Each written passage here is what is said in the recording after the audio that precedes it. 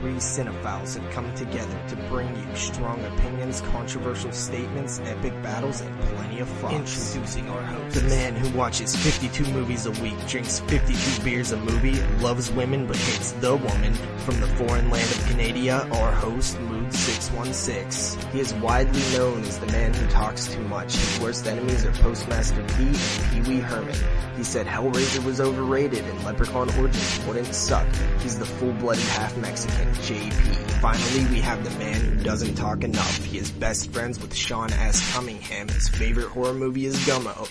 He is your favorite Jew and mine, Jeremy. Together they are known for extending a helping hand to vampircons everywhere.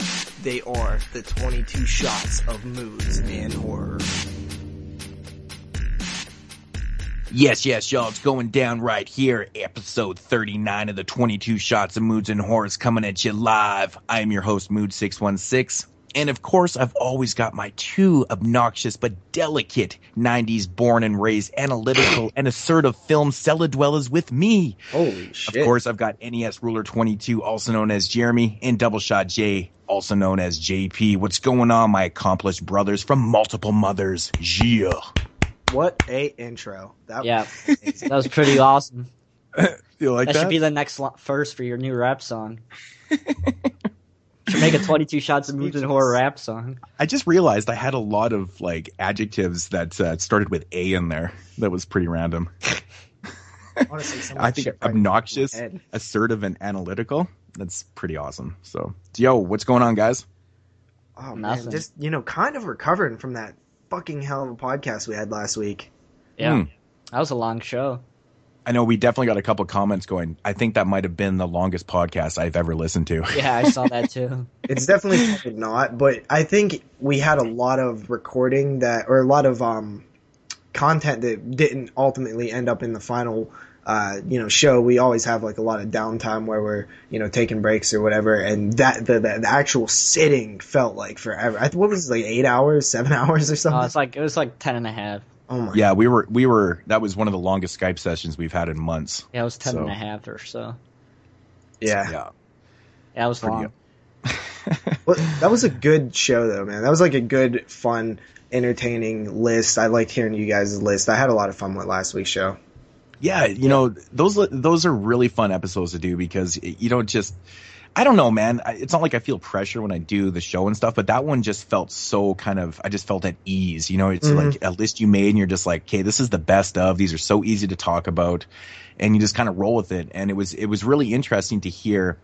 I was more excited to hear your guys' list than anything because we had talked about this pregame and stuff about how we had all seen different types of films and the year didn't really have that total bona fide number one film. Because it seems like if you look at, checked out tons and tons of lists and everybody seems to have different number ones, which is really cool, so it kind of made the year intriguing to me.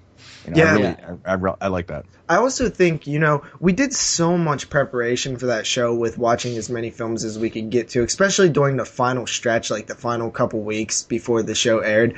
That after finally, just all that preparation and then actually just letting it all go out, flow out into the microphones and stuff, it's kind of just a relaxing downtime after you do all that preparation. That's kind of why I like the What We Watch show that we did a while back, because it was a week where we did like no preparation, where we just talked about films that we watched over the past couple of weeks because we had those delays and stuff between shows.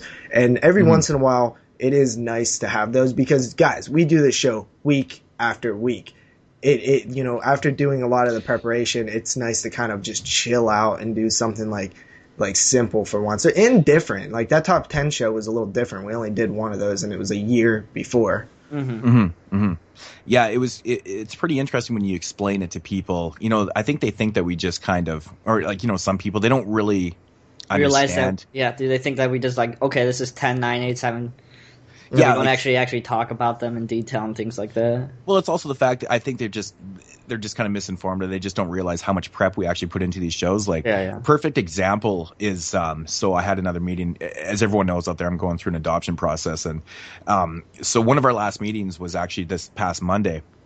anyways, like they literally ask you everything that goes on in your life. And we were talking about certain things, just kind of doing some, filling in the gap things. And she was talking about, she was interested in my podcast. And it's pretty awkward talking to, someone that represents like an adoption agency about your podcast and like, those type of weird things. Mm-hmm. You never really think it's going to get brought up in a conversation, but, and then I got talking about it and it just realized, even myself, like how much prep we actually put into it. Cause I said to her, I was like, like she wanted to know the full structure of the show and like what we do to prep. And I was like, man, we record a show. And then like the second we're done recording, we start prepping for the next week. It's a really 7-day process. It really and she's is like, true. She's like, she even said to me, she's like, you are like really like, motivated and focused. And, it's amazing, like your time management skills. Cause like she knows my schedule, right. And all the things I have going on and all the things I do.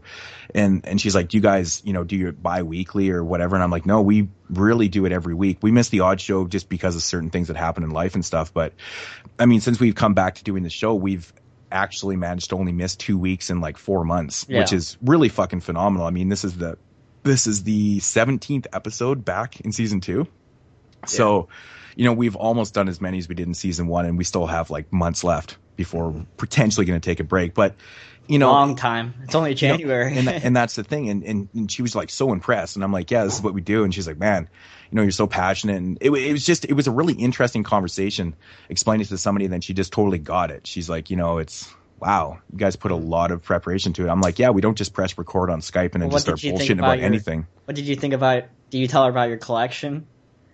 No, she's seen it. You should have seen her eyes when she came downstairs in my house. The first thing she saw was my Maniac poster, and of course it's like dude holding a knife and a head, and she's like staring at it, and I was like, uh-oh. She didn't say anything at first. I was like, uh-oh. Then she looks over, sees Dawn of the Dead and then Evil Dead. I'm like, oh my god, we're never gonna get a child. Yeah. This is so bad. And then she goes into my film room and she's like, literally, she said, holy shit. Yeah. she's like, I've never seen anything like that in someone's house before. And I was like, I started laughing. I'm like, that's because the average person isn't a hoarder like I am. So. Yeah, I get that all the time when people like first walk into my room and they see the wall. Like, I have an entire wall full of movies, and like everyone's like, ugh. Yeah, it's like a library. I actually, not really. When I was before my house caught on fire, I had all my like Scream Factory posters up and all my DVDs in this tiny ass room and stuff. And the DirecTV guy came to fix something with the box, and he came in my room. My grandma said I wasn't home; I was at work. But she said he was just like staring at everything. He's like, "Oh, Phantasm 2, I love that movie," or something. I was like, "That's dope." And he was just staring at all my DVDs and stuff and was like really impressed. But back to what you were saying about just the amount of preparation and stuff. You're probably like insane with your stuff because you have all your different YouTube series that you keep up on, your body bags reviews. Like I actually, when she says you're good at time management, that's a huge understatement because out of everybody I know, you get shit done, as much as you have going on with work and stuff. And it kind of really motivates me and impresses me to keep, on my game too. But by no means are we like complaining or anything. We're just kind of, venting a little bit, letting you guys know the process. We love this. Like it is, fantastic fun. I look forward to it every week, but just the amount of, things that we actually, prepare on is more than you guys probably realize. Mm-hmm. Yeah, it's, but the process is fun though. I mean, it allows us to, check out a lot of films that we, maybe I probably wouldn't watch Spider Baby unless we had to watch it for the show. And I watched it. That movie's fucking. It's a strange one. We'll get into it in a little while, but yeah. But that's the thing, though. Like we do these featured reviews and stuff like that. Yeah, and it gives us a chance to. I love that process though. We have a film, we discuss it. It's just a great process, but it also allows us to structure the show with the what we watch section, watching all these new films and these new segments we did. I love that it motivates me every week to do it. I love everything about it. So. But yeah, it really is about time management though. It's pretty crazy. So I don't know. I have a lot of fun doing this. Definitely no complaints at all. But yeah, thanks for all the support out there too from everybody that listens to the show and does give us feedback and stuff. I mean, that's really what motivates me the most. Yeah, and the show is constantly the show's constantly growing, which always excites me. I like seeing somebody new come in and say like, oh, I found your show. I'm going back and listening through episodes. That's why I always like point out episodes. If somebody mentions a film, I'll be like, hey, we actually covered that whole franchise back on episode 22, Sleepaway Camp. Like, and then they'll be like, I actually, didn't listen. Wait. That movie's coming out on Blu-ray? Yeah. Inside joke. Yeah. But some people actually have only been listening to us since this season, which is pretty crazy. I mean, some of those early episodes are a bit rough. The audio quality is kind of bad and stuff, but I mean, that's expected with any podcast that first starts out. Season. Yeah. And also, I wanted to kind of say something. A lot of podcasts, like a lot of podcasts, only stick around for 20 or so episodes. And then, you probably don't recognize them, but I've been listening to podcasts since like 2008. And, there's so many that I listened to that stopped at episode 20 or episode 30. And the reason is because it's a lot of work, especially as you expand. There's a lot of stuff that goes into it, and some people just can't manage it. So, we're here to stay for a while, at least I feel so. And, I feel like after these first, 40 or so episodes, we really kind of are starting to hit our stride and really kind of realize, like, it's becoming, second nature to just start week in and week out. Like, it doesn't really feel like as, hard of a process to get everything going. It's so natural now, and I'm, like, really enjoying that. I mean, we're definitely here to stay because, I mean, pre-game or pre-show, I always say pre-game, but we were discussing what we're possibly going to do for episode 50. Yeah. That's like 11 shows away, but I mean, that's shows. That's really not that many when you think about it. It's not. Like, I mean, we're quite organized. Like, we actually have spreadsheets to what we do and stuff. Like, I mean, there's a whole process here, and it's only 3 months away until episode 50. Yeah, and there's a lot of obstacles that we have to deal with too. For an example is with featured reviews. So basically all three of us, have to have some way of seeing the film. And me personally, I need to watch a film. I mean, pretty much like as, on a physical copy. I hate watching VODs and, it doesn't feel right to me. I mean, if I have to, I will, but I mean, sometimes I actually can't. But, the obstacle that I run into, I've talked about this many times, is shipping. Like, I need time to get shit. Or else, it's one thing that we have to plan out for. Like, we've got this film, it's not even available on Prime. I'm like, fuck, I need to like order this now for like a show like 4 weeks down the road kind of thing. So there's a lot of preparation involved and a lot of kind of oddities and, certain things that I have to, really kind of consider when doing the shows and stuff. But I mean, it's worked out. I think there's only ever been one show where I actually didn't get, or maybe it was one or two. I know we bumped a couple shows, but I think it happened multiple times on it almost happened with the squad, but I don't think it ended up happening. No, it didn't actually. But I know the battery for one thing, because remember I was having major issues getting that fucking movie. We actually have an extra episode that's in cyberspace also. So we're actually an episode ahead. Yeah, we're going to remake that episode. Yeah. Yeah, actually. Coming up. Oddly enough, yeah, it's going to be, totally. Mid-February. Yeah, that was such a fucking shame, man. Yeah, we had a good talk about Charlie Band. That's one of the more interesting talks we ever had, and it just went to, like, cyberspace. It's lost in time. And fucking Skype recorder. Where's Doc Brown? You need him. So shitty. Yeah. Oh, God. But still wearing my pockets inside out. Rocking it. Fuck, man, that's got brought up so many fucking times. It's like, oh God. Yeah. It's funny. I was watching a video yesterday. I was watching an 80s slasher. I don't know if you guys are familiar with them. But he did a video top 10 Arnold Schwarzenegger videos, and it was actually kind of ironic because me and my buddy from work, we were talking about the hoverboards and inside pockets and flying cars in 2015. I'm like, what the fuck? This is so weird that shit's not going on. And anyways, he was doing his Arnold countdown, and his number one film was The Running Man, which is actually my favorite Arnold Schwarzenegger film, which I thought was very cool that he had the same number one. And but that movie takes place in the year 2019. I'm like, man, that's 4 years away. Yeah, it's not really that far away. Crazy. It's just kind of funny when I think about it, because I remember seeing The Running Man back in the 80s, and 2019 was literally a fucking world away. Like, you don't even think about that far in advance, but now it's like 4 years away, and I'm like, are we gonna have this crazy killer talk show or a killer game show with like Richard Dawson hosting the show and shit? Who unfortunately died a year ago. Yeah, exactly. But no, it kind of puts things in perspective, and it's just kind of funny how all these 80s films and he was a stuff player. that was projected in the 2000 teens and stuff, but those times are like coming up, and it's just it feels odd to me. But fucking Richard Dawson, he was the biggest player ever. He got so much poo-tang, it wasn't even funny. Richard Dawson was awesome. He was such a fucking dick in that movie, too. Such a player. He would kiss every lady on fucking Family Feud. Oh, I love him. Such a player. Such a player. Yeah.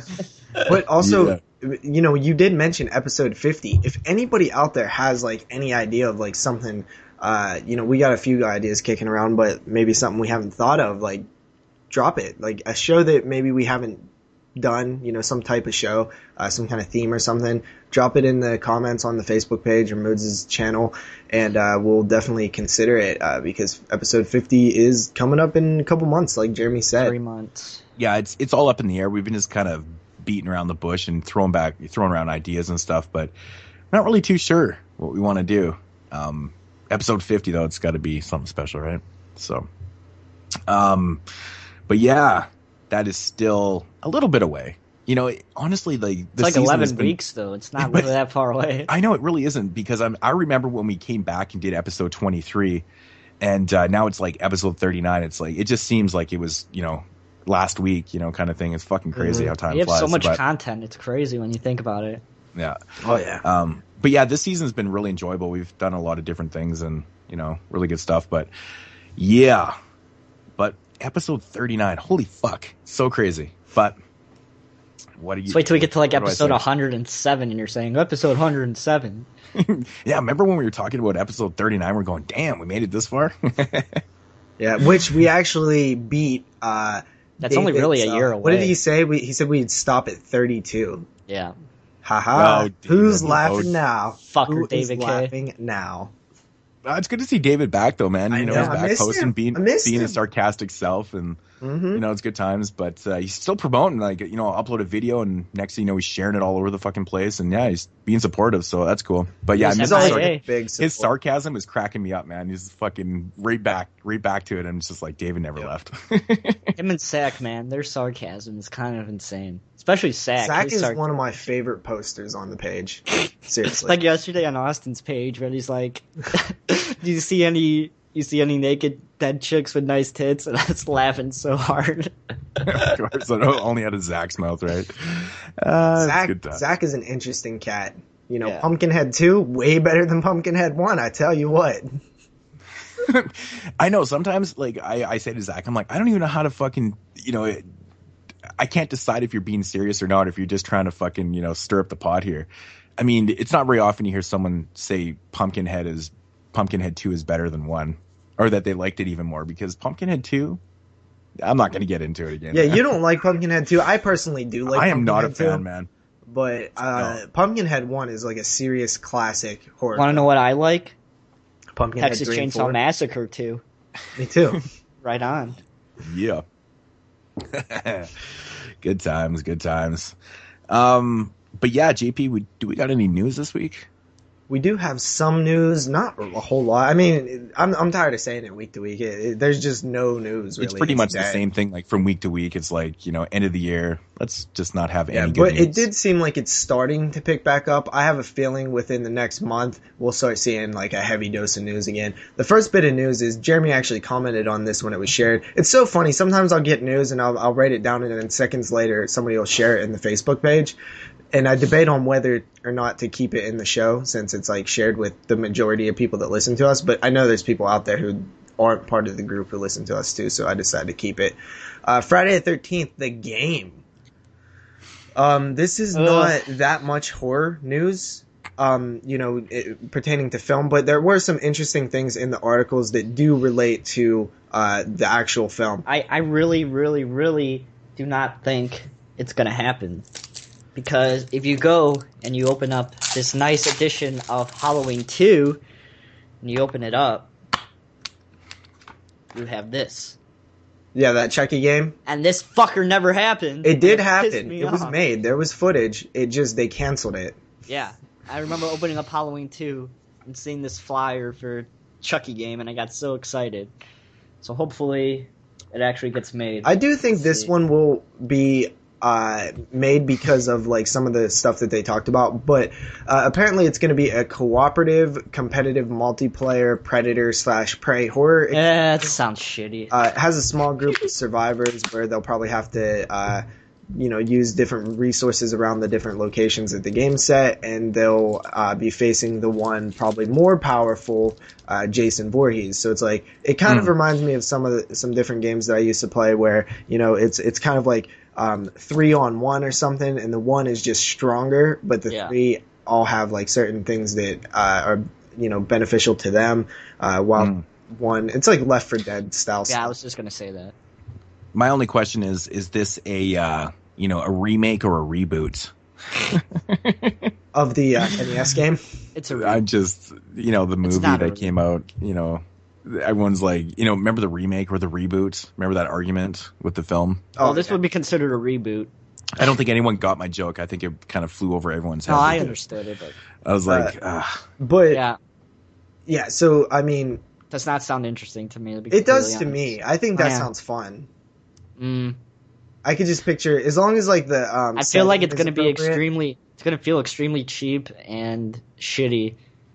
And Oh, it's quite possible. I'm going to call right now. It's going to be probably glitchy as shit, and it just sounds like it's going to be a budget title game that's just like, oh, let's just release it as fast as we can to make a quick buck, and it's going to suck. I'm feeling like it's going to be an arcade game, like an Xbox arcade game. Yeah. Like I'm those. expecting that. But those also. are good too, man. I've played some really good games on there. but I mean, it does make sense to, put out this game because it's more promotion for the film that, supposedly coming out. Listen to this as well. The new game is in development on multiple platforms for an October 2015 release. And it's the a fucking game's prequel to the lore new movie. will not only reference elements from the classic franchise, but also incorporate content and themes from the upcoming Friday the 13th television it's a prequel. series. And also, they say a few things here. Well, one, the new film is slated for November of 2015. So this game would come out right before the movie. Also, Well, that makes sense. Also, the TV series is supposed to come out around a little bit after the movie. So that would also make a ton of sense. So it looks like that, like, if anything, this is going to be a big promotion, which I'm fine with, right? Let's make it. Remember in the 80s? Well, I wasn't there, but I remember watching things about it where like Freddy was everywhere, like Freddy gloves that you could buy, and Freddy coffee mugs and shit. Like let's bring a little bit of that promotion back. Freddy on lunchboxes and shit. Let's do it with Jason too. I know that Jason was kind of a big part of that too, but I mean, like, I think that's good promotion. Make a game, and you know what? Everybody been asking for one for a long time. Mm-hmm. Well, it makes sense because gaming is so big. I mean, that's obviously. I call it a little right bit of now. thought It's going to there. be the next movies.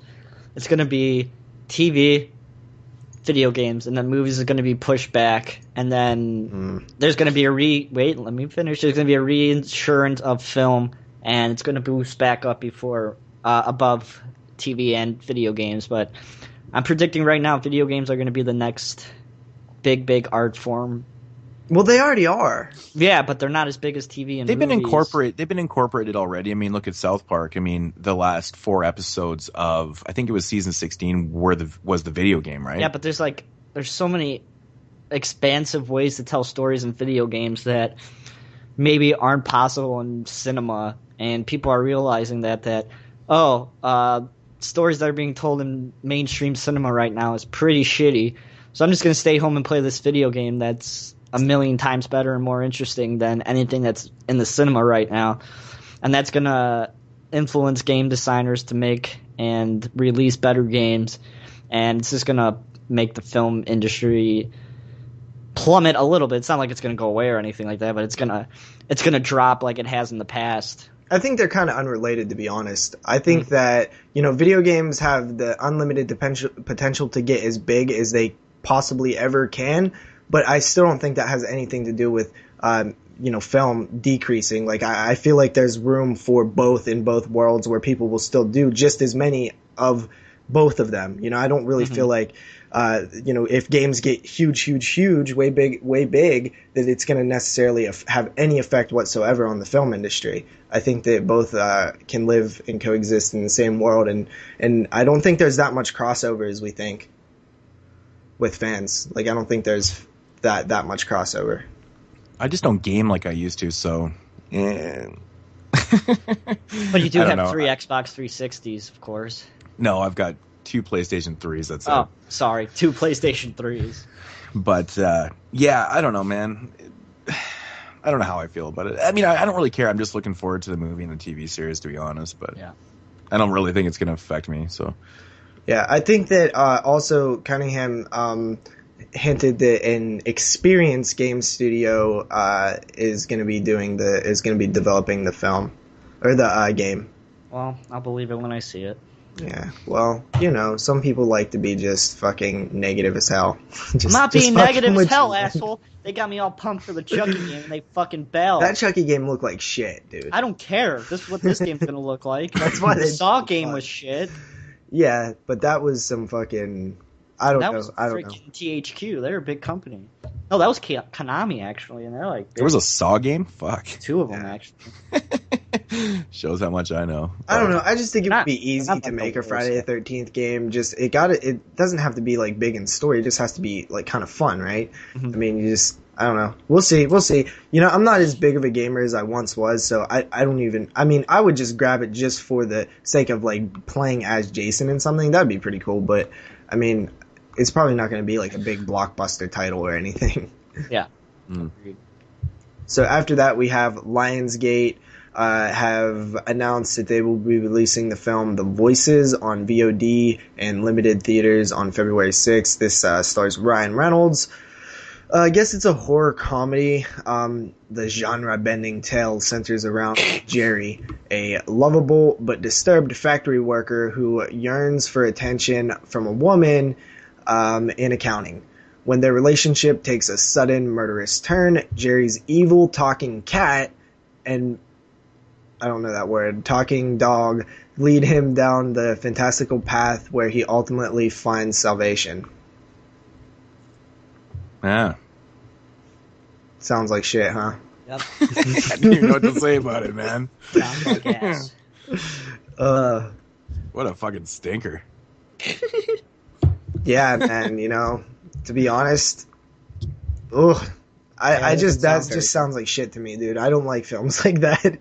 I don't like Ryan Reynolds. So. It could be something cool, but I mean, like that description. You mean fucking Van Wilder? He's fucking Van Wilder in every movie he plays. He's Amityville Horror guy. Yep. Yeah, he's Van fucking Wilder to me, man. Van Wilder, yeah, me too. Like every movie, he's fucking Van Wilder. It's ridiculous. Yep.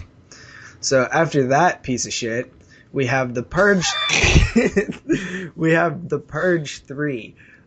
This will no longer be the annual Purge, which we talked about this. Every single damn website is saying those exact words. They're like, well, the Purge is no longer an annual event. Even though it is in the movie series, it's not going to be in real life anymore. Like, it's so funny. Like, everybody is using that little kind of quirky title.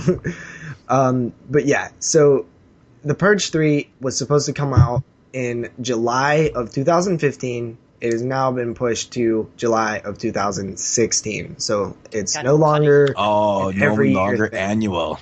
Oh, yeah. What a bunch of fucking so what's the holdup? Honestly, I think it comes down to what we talked about last week, I believe, where you said like, what are they going to do next? And I feel like they had it as like a home invasion inside thing, and then they put it outside, and they probably just like, well, what the fuck now? Well, maybe they Zombies. didn't get. Maybe the island that they wanted to shoot on, they couldn't get or something, so they had to postpone it a year. Yeah. I don't know, man. Like, I'm curious. I want to see them taking on a cruise ship, though. I want to see a cruise ship fucking... Purge. Yeah. I don't know, man. Cruise ship, an island. I want to see... on a cruise ship. And then, Dude, actually, no. Okay, no. This is how it's going to go. Part 3 is going to be on a cruise ship. Part 4, obviously, is going to be in space. Come on. With floating middle fingers. You know, it's gonna be in the future, and there's actually gonna be like a society up there and stuff, so they can purge in the fucking, because everything's gone all haywire in space. Because, you know, part 4 always has to be in space, right? I say, let's turn The Purge 3 into an anthology film. Let's follow 3 different people and their story as they go through the annual purge. Different people. Let's take a homeless guy in Brooklyn or something, and then let's take a small town farm family in wherever. You know, like maybe do that. And you know what I don't want to see? I just don't want to see like the actual story and characters that we followed in the first and second purge really felt very similar to me. I don't want it to be a story of like. It's just so damn Hollywood. I just like, why does it have to be like good guys? We're following good guys. Like is they're trying to get away from the evil purge people? Like, let's just do something different. Let's follow the fucking purge guy, who's like really yeah, good exactly. at purge. Follow the purge. Follow somebody that's purging on a cruise ship. I'm telling you, man, this cruise ship idea. I'm fucking rolling with this. This idea is terrible.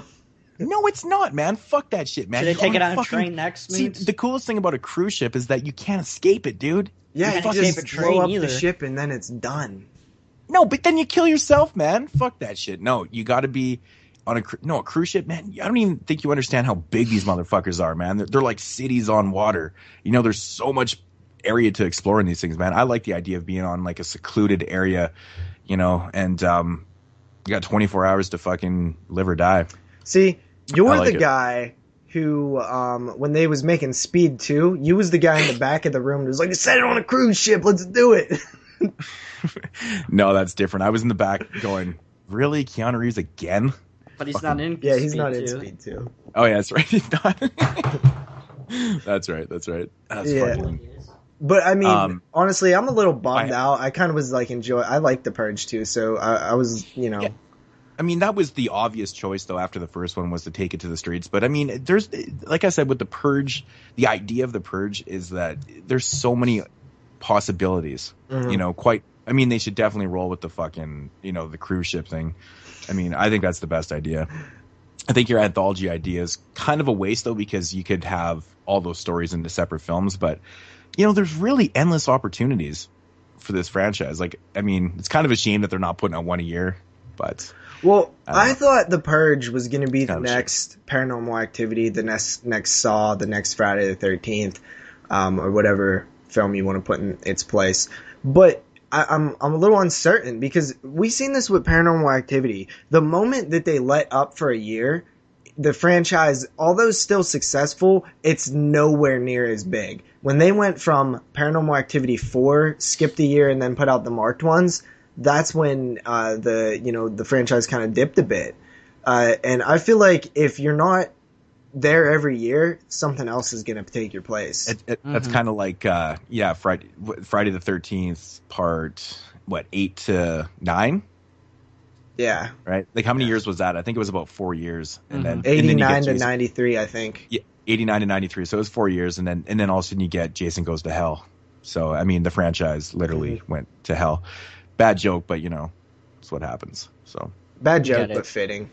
Yeah. But it does make sense, though, because, perfect example is the Saw franchise, man. Like 7 films in 7 years. That's fucking crazy. Mm-hmm. But they killed really is it crazy. every year for a while until Paranormal Activity came out. Well, it just knocked it off. Like, Saw was kind of getting tired a little bit, you know. It was still killing it. And then Paranormal came out and killed it. And then when they announced Paranormal 2, on the same Halloween date as Saw, Lionsgate was like, well, shit, we're not going to be able to go up against Paranormal 2 with Saw 6 or whatever. So they started, pumping the brakes a bit. And then Paranormal Activity, just kind of continued for the next, I believe, like 4 years. I think 1 through 4 kind of was in October. And then I thought, when they canceled it, the 5th one, because the 5th one was supposed to hit October 2, and then they pushed it back to January. I thought that another film, that was like their chance to sneak in that October gate, which is such a big month. Yeah. And, nothing, man. Nothing's happening right now. I thought The Purge was going to be the next thing, even though it was set in the summer. Yeah, I mean, I You think could this have a purge during the winter, and people like fucking flying their cars into each other on ice. Canadian purge. Oh God. Actually, that is not a bad idea, though. I mean, not set in Canada or whatever, Well, but like it in the would kind snow. of have to be set in somewhere up, where there's a lot of snow all year round because it's an annual purge, right? It happens the same time every year, and it's always been like the summer. Well, you would have to go to like Antarctica to have snow all fucking year, or maybe Alaska or something. I don't have snow all year. Yeah. The fuck you think I live, man? It's fucking Greenland. Igloos and shit. Don't you guys have like igloos up there all year long? Yeah. No. Oh my God. No, but I honestly think it's a big mistake, like not putting out a Purge film this year. I think it's really actually going to hurt the franchise. It's going to lose its steam. It's totally going to lose its steam. I mean, especially coming off. Sorry, Jeremy. I was going to say it should totally take place in Prince George because the purge already happens every day with people getting their fucking heads cut off and shit. Exactly. It could totally happen in Prince George because it's already happening. But yeah, like I honestly think that it is a big mistake, because obviously it's going to lose its steam and stuff. But I mean, fuck, it's just really not good. I mean, especially coming off of the Purge Anarchy, in my opinion, was a better film than the first one. Yeah. It was much stronger. But it still wasn't like phenomenal. And I think that's the biggest mistake, like them not putting out one this year. They really need to kind of, feed off, Anarchy getting better reviews and stuff like, I think anyways. But waiting a whole year, because just on the fact that Anarchy wasn't like a spectacular film, I think this is going to lose way more steam than it would if, Anarchy was like really, really good. So waiting that extra year, I think, is not a great idea. This might really hurt the franchise. And that's just my opinion. I'm still waiting for that next one though, man. Like you had Saw, which honestly did a really good job, like holding interest for most of the Saw films. Paranormal is still floating around there, but I just feel like now it's officially, even though the marked ones did well, I don't think the Ghost Dimension is going to do that well. And we're probably we've seen the peak of Paranormal with probably Paranormal 3. Well, and, I mean, let's be frank. The Ghost Dimension. I mean, for fuck's sakes. I mean, they're not putting too much thought into how are they going to promote anymore. that? How are they going to freaking promote that movie? The Ghost Dimension. Well, the reason it's called the Ghost Dimension is because it's in 3D. Like, it's probably going to be like the further from Insidious. That's probably what they're going to be doing in the Ghost Dimension, I would assume. Oh, why does it have to be in 3D? Why the fuck does anything have to be in 3D? I hope it's in 2D too. So I really don't have an issue with 3D. Like, I'll just watch it not in 3D if I don't want to see it in 3D. I saw Texas Chainsaw in not 3D. Yeah, I mean, the one time it was showing in not 3D, I have a little bit of problem with 3D. I actually have a couple movies that are just strictly in 3D, and I've never watched them because of that. It's so fucking annoying. I'm just like, why fucking put that out just in 3D? I mean, I don't know, man. The Purge. I mean, honestly, if they really want to save, after losing a little bit of steam, with the film they're going to put out in 2016, take it to the cruise ship. All right, next topic. All right. So next topic is about monsters. The film Monsters is having a sequel. It's called Monsters Dark Continent. I believe this is the Weinstein Company's film. It's going to hit VOD platforms and limited theaters in April. I've never seen the first one, so I can't really comment on it too much. Me neither. You know what? I didn't really care for the first one that much, to be honest. I thought it was big love story. It is, man. It's like, that's pretty much what it is. And like, with a monster that you don't really get to see. I mean, it's very. I mean, you wait all film to have this like little flash of monster. What it is at the end. Yeah, and it's one of those type real so slow. So it makes sense that this guy directed Godzilla then. Yeah. I mean, it does actually make sense. I mean, to be honest, Monsters wasn't a terrible film, but for rewatchability, no, it's not really there, man. Like, I mean, after the film was done, I was kind of like, I don't really know how I actually feel about this movie, but I mean, it's not terrible, but it's definitely not for everybody. But, it did leave it open for a sequel, which is interesting. So I can see how this might possibly work and maybe explain a little more to the film, because it's one of those ones where you're just like, you want more, So the sequel does make sense, but it is coming a long time after the movie came out too. Yeah, it does feel like it, huh? Yeah, so that's interesting. But honestly, I would check out the sequel just because of how the first one ends. You check out everything. But Yeah. I mean, I just love film, man. I'm sorry, but it's just the way it is.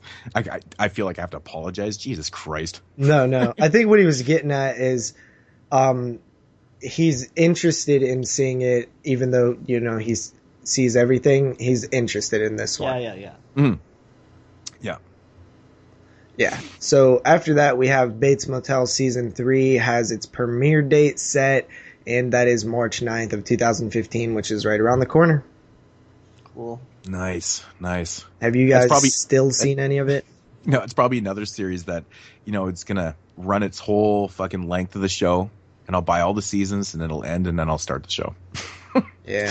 Just like American Horror Story, man. Like, what are they on, season 5 right now? 4. 4. They're on which season hasn't 4. been getting very good reviews, which sucks, because this season was one I was excited about because it was like the carnival. Yeah. Yeah. I heard it I think... Which one has got the best one? Was it the third season, or was it the second season? Coven. It was the third season. I want to watch The Season, Strain. Everyone's I hyping heard about that show. Yeah, The Strain sounds really good. I've been hearing from a lot of people Yeah, that it's actually Strain quite original. Has gotten really good reviews. Like really original and stuff, Yeah. which is interesting. I love the fucking the cover art for it though. It's fantastic. Awesome. Yeah, so it's got me definitely intrigued. But yeah, American Horror Story. I think I'm going to start shortly actually. So I might actually talk about it. I just been On the kind of. show? Yeah, I've been fucking beating around the bush. I've been watching random episodes. I always watch random episodes of Twilight Zone. If I have like a half an hour to kill before we're heading out or something like that, I'll just pop in Twilight Zone. Or like when what I'm saying. You ever do that? Like you're waiting on something, and you're just I got a half an hour, pop in an episode. Yeah. Yeah, it just annoys me to switch discs once I've run through the first disc. Yeah, You don't want to get up. Yeah. Oh, when you're a Laserdisc collector, you get used to that quite soon after it. Got to flip the movie after 45 minutes. After 45 minutes, and then if the movie's longer than an hour and a half, you have to get up and open the tray, put in another disc, and then so if you have if you're The Godfather's on 3 discs, so you have to get up like 4 times. So basically, when you watch the Godfather, it's like working out too. It's like you're at the gym. Yep. You have to get up. Yeah, well, I actually think that's a good thing because sometimes when watching like a 3-hour movie or something, like I would want there to be a little intermission. Yeah, unless you get lazy and get an auto flipper like I do, and then you don't even have to get up. Oh God. Okay. Next up we have Amnesiac. This is an Exhilarator Media acquired title. It's going to be put out through the Exhilarator Media's good label now that's getting a lot of steam. Macabre. So that's another one like Found and Housebound that's going to be put out. It tells a story. It stars Kate Bosworth. It tells a story of a man who wakes up in bed suffering from memory loss after being in an accident. Sound familiar? Only to begin to suspect that his wife may not be his real wife. The web of lies and deceit deepen inside the house where he soon finds himself a prisoner. Sounds good to me. Huh. Yeah, it sounds okay. Yeah, it could Sounds be okay. What's it sound like to you? It sounds okay. What film does it sound like to you?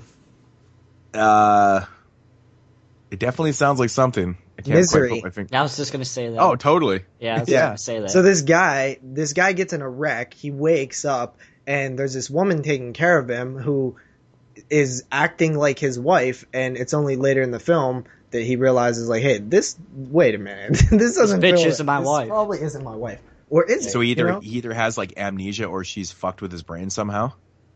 Well, no, he has amnesia, or like he has. maybe- It says that he wakes up with memory loss. Yeah, but maybe the memory loss is caused by this person fucking with his head. Yeah. So it's kind of like an interesting, like thriller type thing. I think it sounds cool. Yeah, that's cool.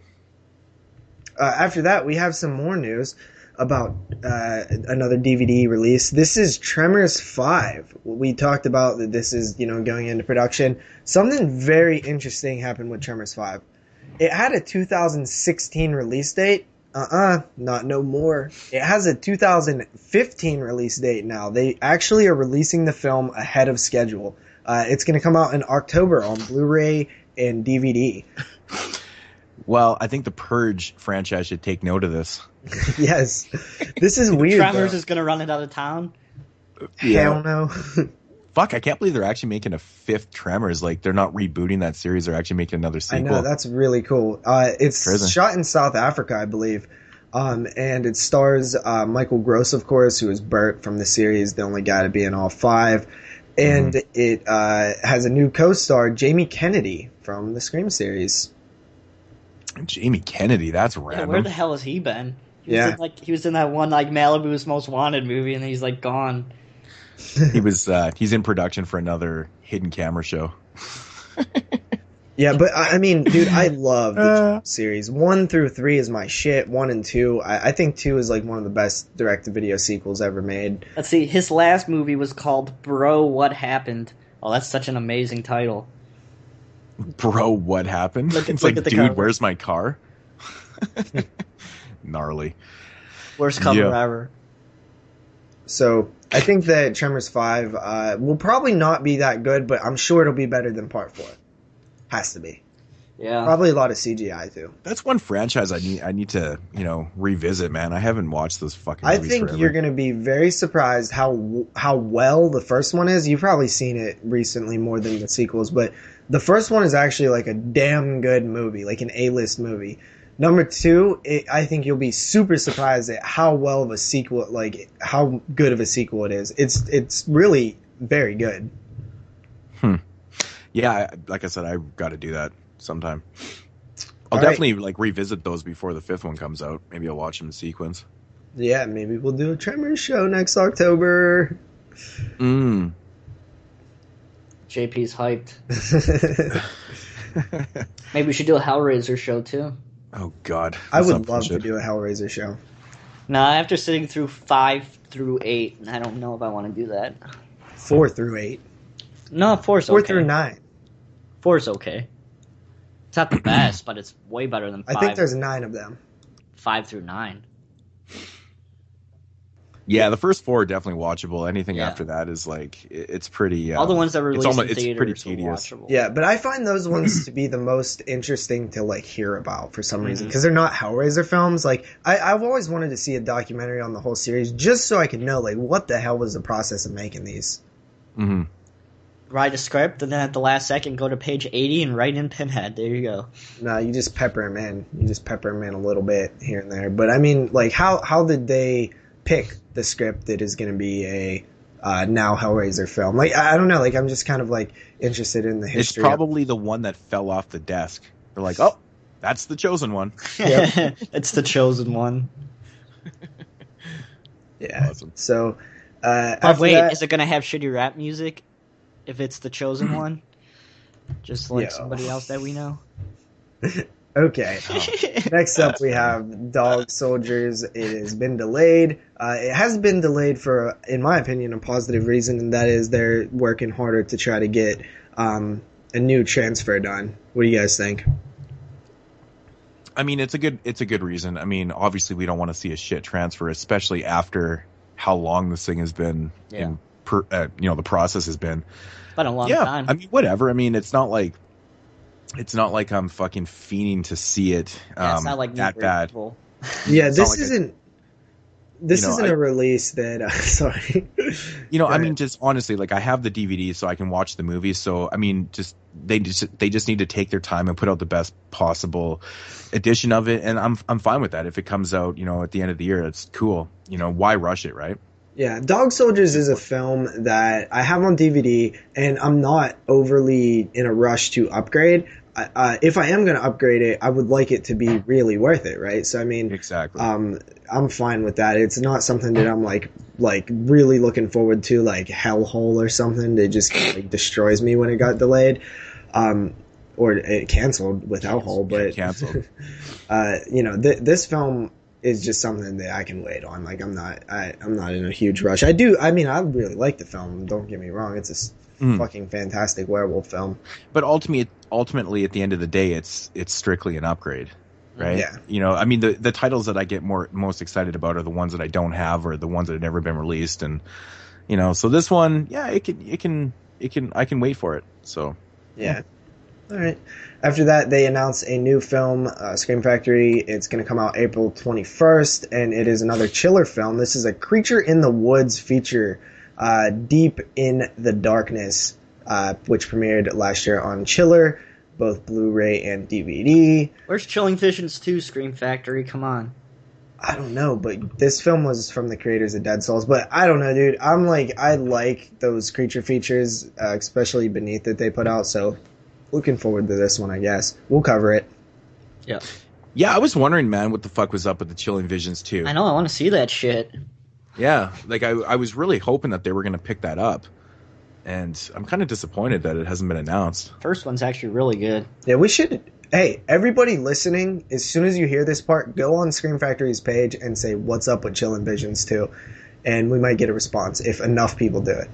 Yeah. Yeah, totally, man. Fucking fiending to see it, man. I really... You saw the first one, right, JP? No, that's one that I actually haven't seen. That sucks. Oh, okay.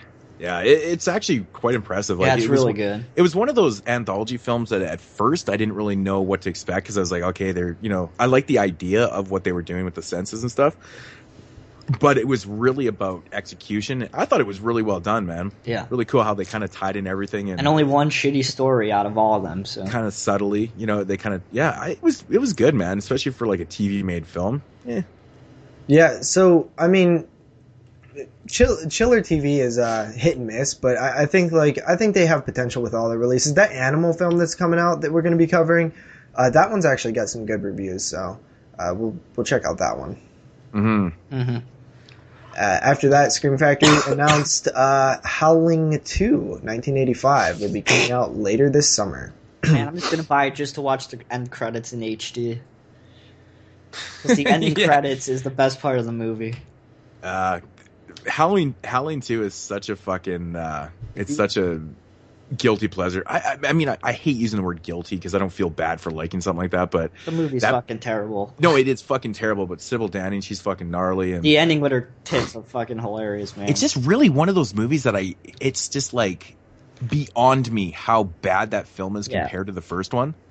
It's like, holy fuck, that's such a downgrade from such an amazing film. Everyone knows my thoughts on The Howling. I fucking love that movie. And, but like the second one is such a downgrade. It's so fucking, it's almost like cheap, but I don't know, man. It has an awesome soundtrack. I guess it has so much charm to it. I love it, man. Sybil Danning's fucking amazing in it. And, Yeah, I guess, she's not very nice in person, to be completely honest. No? She was a bitch. That sucks. Yeah, she was not the nicest lady I've met, but better than Linda Blair, so. You know what? The Howling 2, I'm a little bummed with this announcement because I actually, a couple months ago, picked up the DVD, which was semi-hard to get for a good price. I think I ended up paying like $7 for it. So that annoys me. Damn. But, man, you know what? Have you watched it yet, JP? Films, no. I've only seen the first Howling film, which I was never blown away with. I've only seen it one time. I know Moodz disagrees, but I mean, whatever. I mean, one of these days, your opinion is your opinion. It's my favorite werewolf film of all time. So yeah, of course I have an opinion, but one of these days I'm actually gonna sit down and watch the whole Howling series because for some reason I like punishing myself with franchises. I just love doing it. It's fun to me. And I hear the Howling is one of the worst. I still stand by Children of the Corn being no way the worst franchise. No, I completely disagree, man. Honestly, like The Howling is obviously classic to me. Part 2, it's a bad film, but it's definitely watchable. It's pretty fun. Part 3 is very tedious for me. It's like an Australian production too. It's really odd. The storyline's very contrived. I don't know. It has a big cult following over there, though, from what I hear.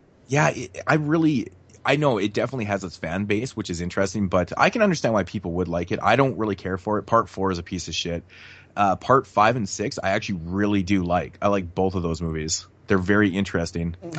But Part 2, man. Part 6 and Part 7 I've actually never seen, and Part 8 is wow. Part 8 is like fucking oddity, man. It's really not great at all. But I mean, at least the Howling franchise, in my opinion, has 4 films out of 8 that are decent. Yeah, that's more than watchable. Silent Night, Deadly Night. Yeah, well, that's what I'm saying. If you compare it to other franchises, You know, I mean, for maybe 5, out of the 8 films that are, decent. I mean, that's not bad. That's not bad.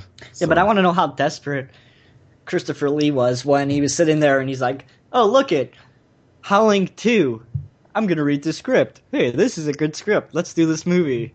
This is total ass. But sometimes when I think if you read a script and it might appear to be decent. I think it's an execution of how it's actually done. How could that movie sound decent? Or sometimes you get people who don't follow the script who decide to start changing a bunch of shit during production. I have to say, when I first saw the ending of The Howling 2, I saw it with a theater packed with people, and it's probably one of the best experiences I've had at a movie theater before.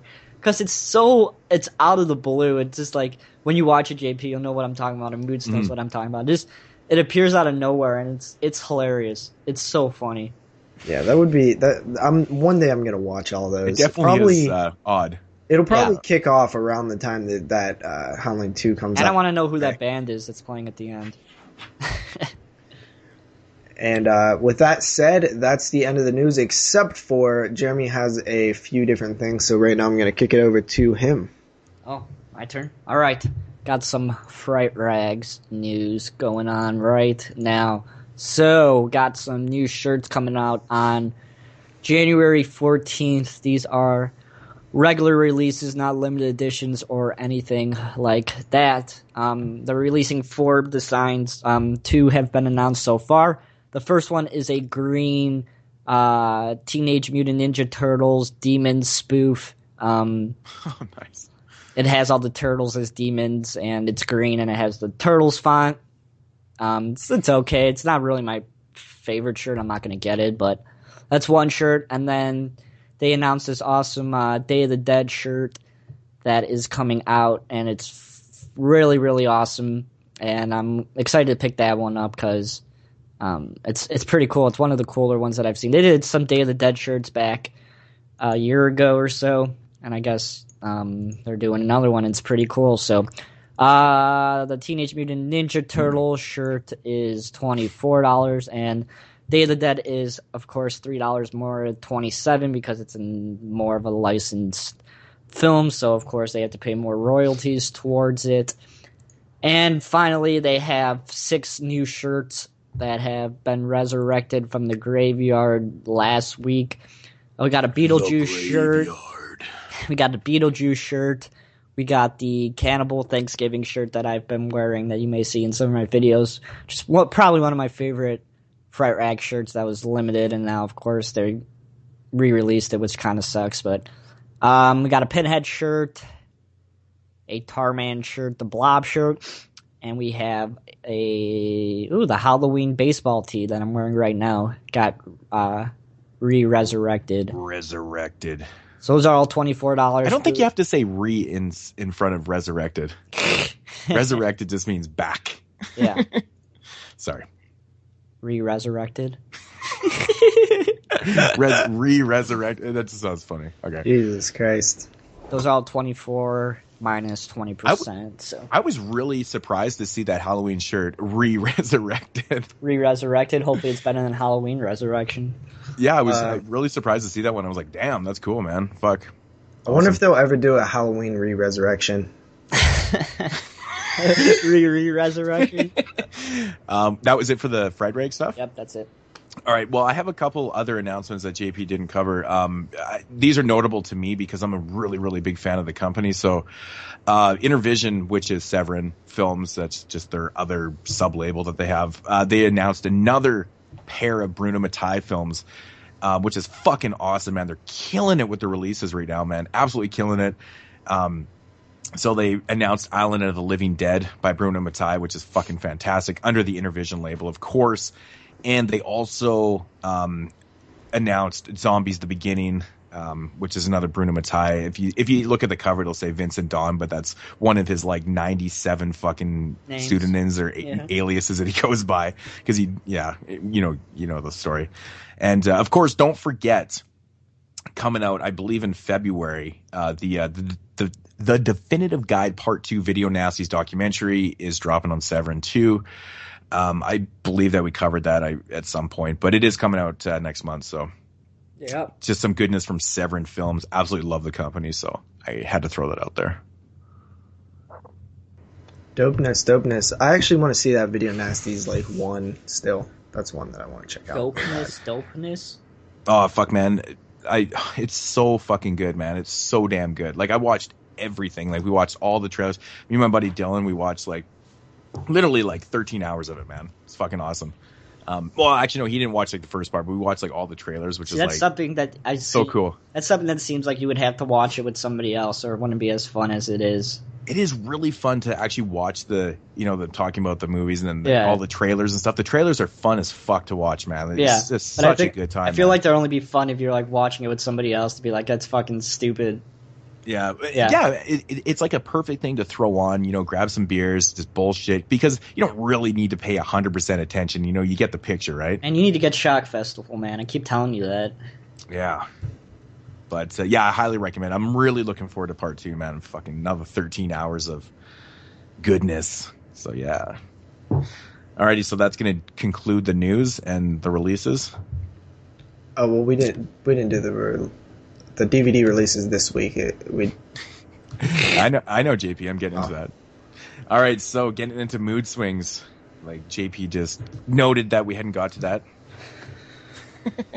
All right, so we're going to start off with the new releases for January 13th, which is this Tuesday, of course, like it is every fucking week.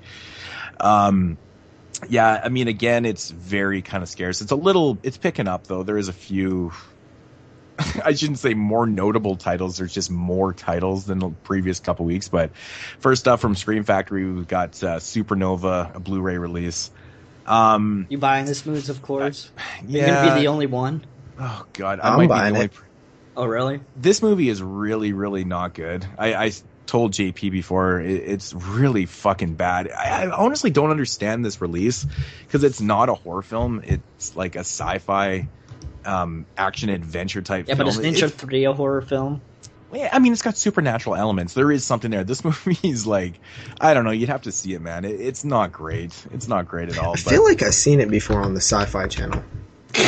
This one is actually on. I don't know if it's on American Netflix, but it's on Canadian Netflix. Actually, if anybody out there wants to check it out or whatever. But I don't know, man. I'm not a really big fan of it, to be honest. But anyways, that's coming out from Scream Factory, of course. That film actually does have its first build as horror on IMDb, which is interesting. Yeah, that's weird. Next up, we got a film called Valley of the Witch. This is being released by Hanover House. I was like, what the fuck? Who the hell's that? I have no idea.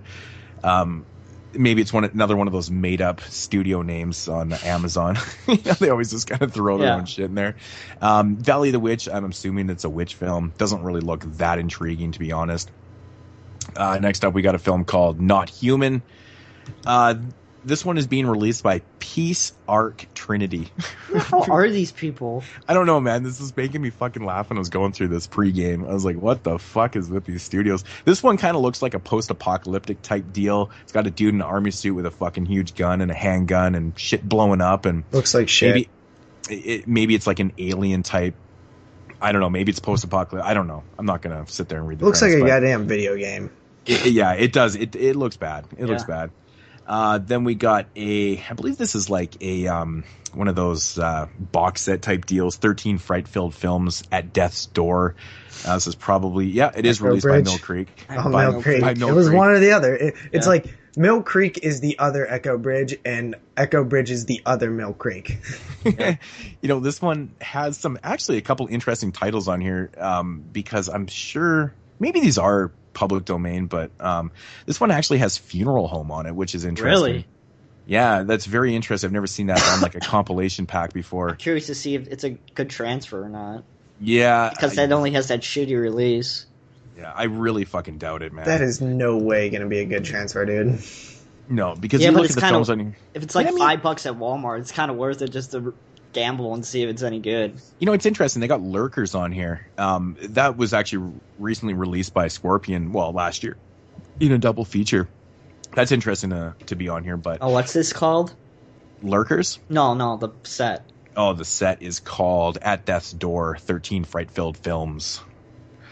Yeah, 3-disc sets, 13 films. You know, of course, there's obviously some on there like Don't Look in the Basement and stuff like that. Now, this one was intriguing, though. This one is called Horror Freak Fest Bundle Pack. It actually has 60 fright-filled films. Terror Theater movie collection. It's like a fucking box set. You know, they actually theme them, which I'm like happy with, though. Yeah, this is actually kind of interesting because, yeah, there is definitely themes. So there's 5 different keep cases in it, with, I'm assuming, 12 films in each if you do the math correctly. But yeah, they do theme these out. Like the first disc is Zombies Unbrained 12-film Flesh Fest. And, you know, it's got like all the fucking type of films that always appear on these multi-packs and stuff like Carnival All the Souls. public domains. You know, House of the Living Dead, you know, Mutant, Night of the Living Dead, Oasis of the Zombies, Teenage Zombies, White Zombie. Horror of the Zombies is on here, which is also known as the Ghost Galleon, which is the 3rd part in the Blind Dead series. So if anybody didn't know that, that's what it is. Yeah, that 13 horror-filled set that you just talked about is $4.89 on Amazon. So maybe it's worth it just to see if the fucking funeral home transfer is any different than the... Wow, $4. That's crazy. I want to see that movie too. So then they got, I like the second disc or the second compilation one, the best of the worst 12 shocking films. The contents have like, of course, all the fucking public domain films again. You know, it's got The Terror in there, The Ape Man, The Atomic Brain, The Amazing Transparent Man, Dementia 13. Yeah. So that, you know, whatever. And then you got this one right here is like insane because I have like single copies of like every film on here. American Horror Stories 12 movie collection. It's got The Bloody Pit of Horror, which was released by Something Weird Video, Bucket of Blood, Don't Answer the Phone, Don't Look in the Basement, The Driller Killer, you know, etc.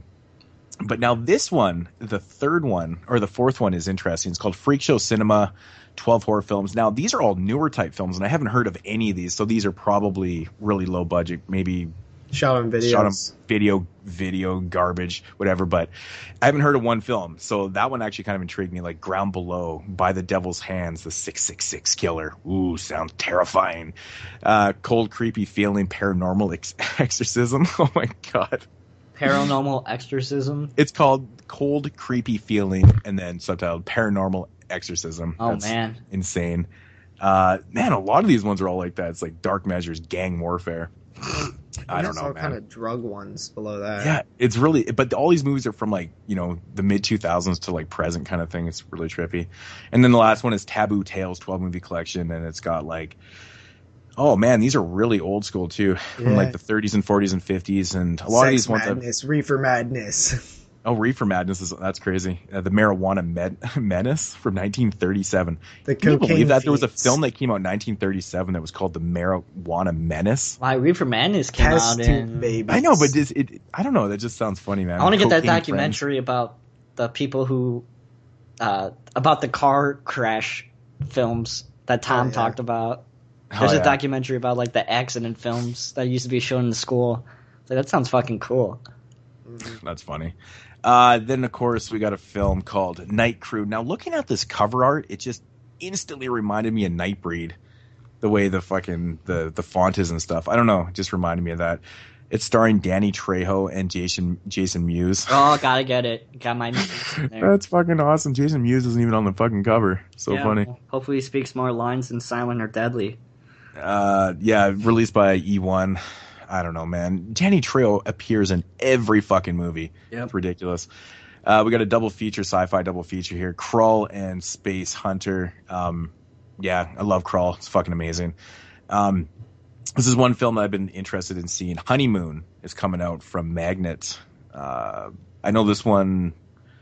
I think I've seen it on. That one's been getting some good reviews on top 10 lists and shit. Just one we didn't see. I've seen some people's review. You know, it was kind of hit and miss, but you know, it sounded intriguing. It's definitely one of those films I think you have to check out for yourself, for your own. You know. Then we got Jezebel. I don't really know much about this. You guys know it seems like a ghostly. I think it's PG-13 too. Okay. Yeah, it's ghostly for sure. So from the producer of Insidious and The Purge, more Purge talk. Jezebel. Yeah, it's like a. When it says from the producer, that pisses me off, man. I think it's like a possession film or something like that. But you know how it goes. Jezebel. I hate that fucking title. It's awful. Then we got the third installment in the Monster Madness documentary, I guess, trilogy. Monster Madness, the Gothic revival of horror. There is 2 more volumes of this, so it's, talking about, monster films from back in the day and stuff like that. So the third installment of that. Chemical Burn? Is that who puts it out? Chemical Burn? I think so. Interesting. I'm wanting to I wanted to check out the first 2, and I never got around to checking them out. But this is Bayview Entertainment, Widowmaker. That could be Chemical Burn. I don't know. But those they sound a little intriguing. And we've got Alien Abduction here, which I thought was already out on DVD, but maybe isn't that IFC? I don't think so. Huh. Alien Abduction. I remember people doing reviews for this like a long time ago and stuff, but it says Freestyle Digital Media. I don't know what the hell that is, but I know that was another one that was very kind of, hit and miss with the reviews and whatnot. So who knows? Then we've got the Ouija Resurrection. The Ouija Experiment 2. Okay, seriously? There's an Ouija 2 already? I don't know. Is this a sequel to this? Is that an Asylum? It sounds like Asylum to me. What's it called? A Ouija 2? It's called the Ouija Resurrection.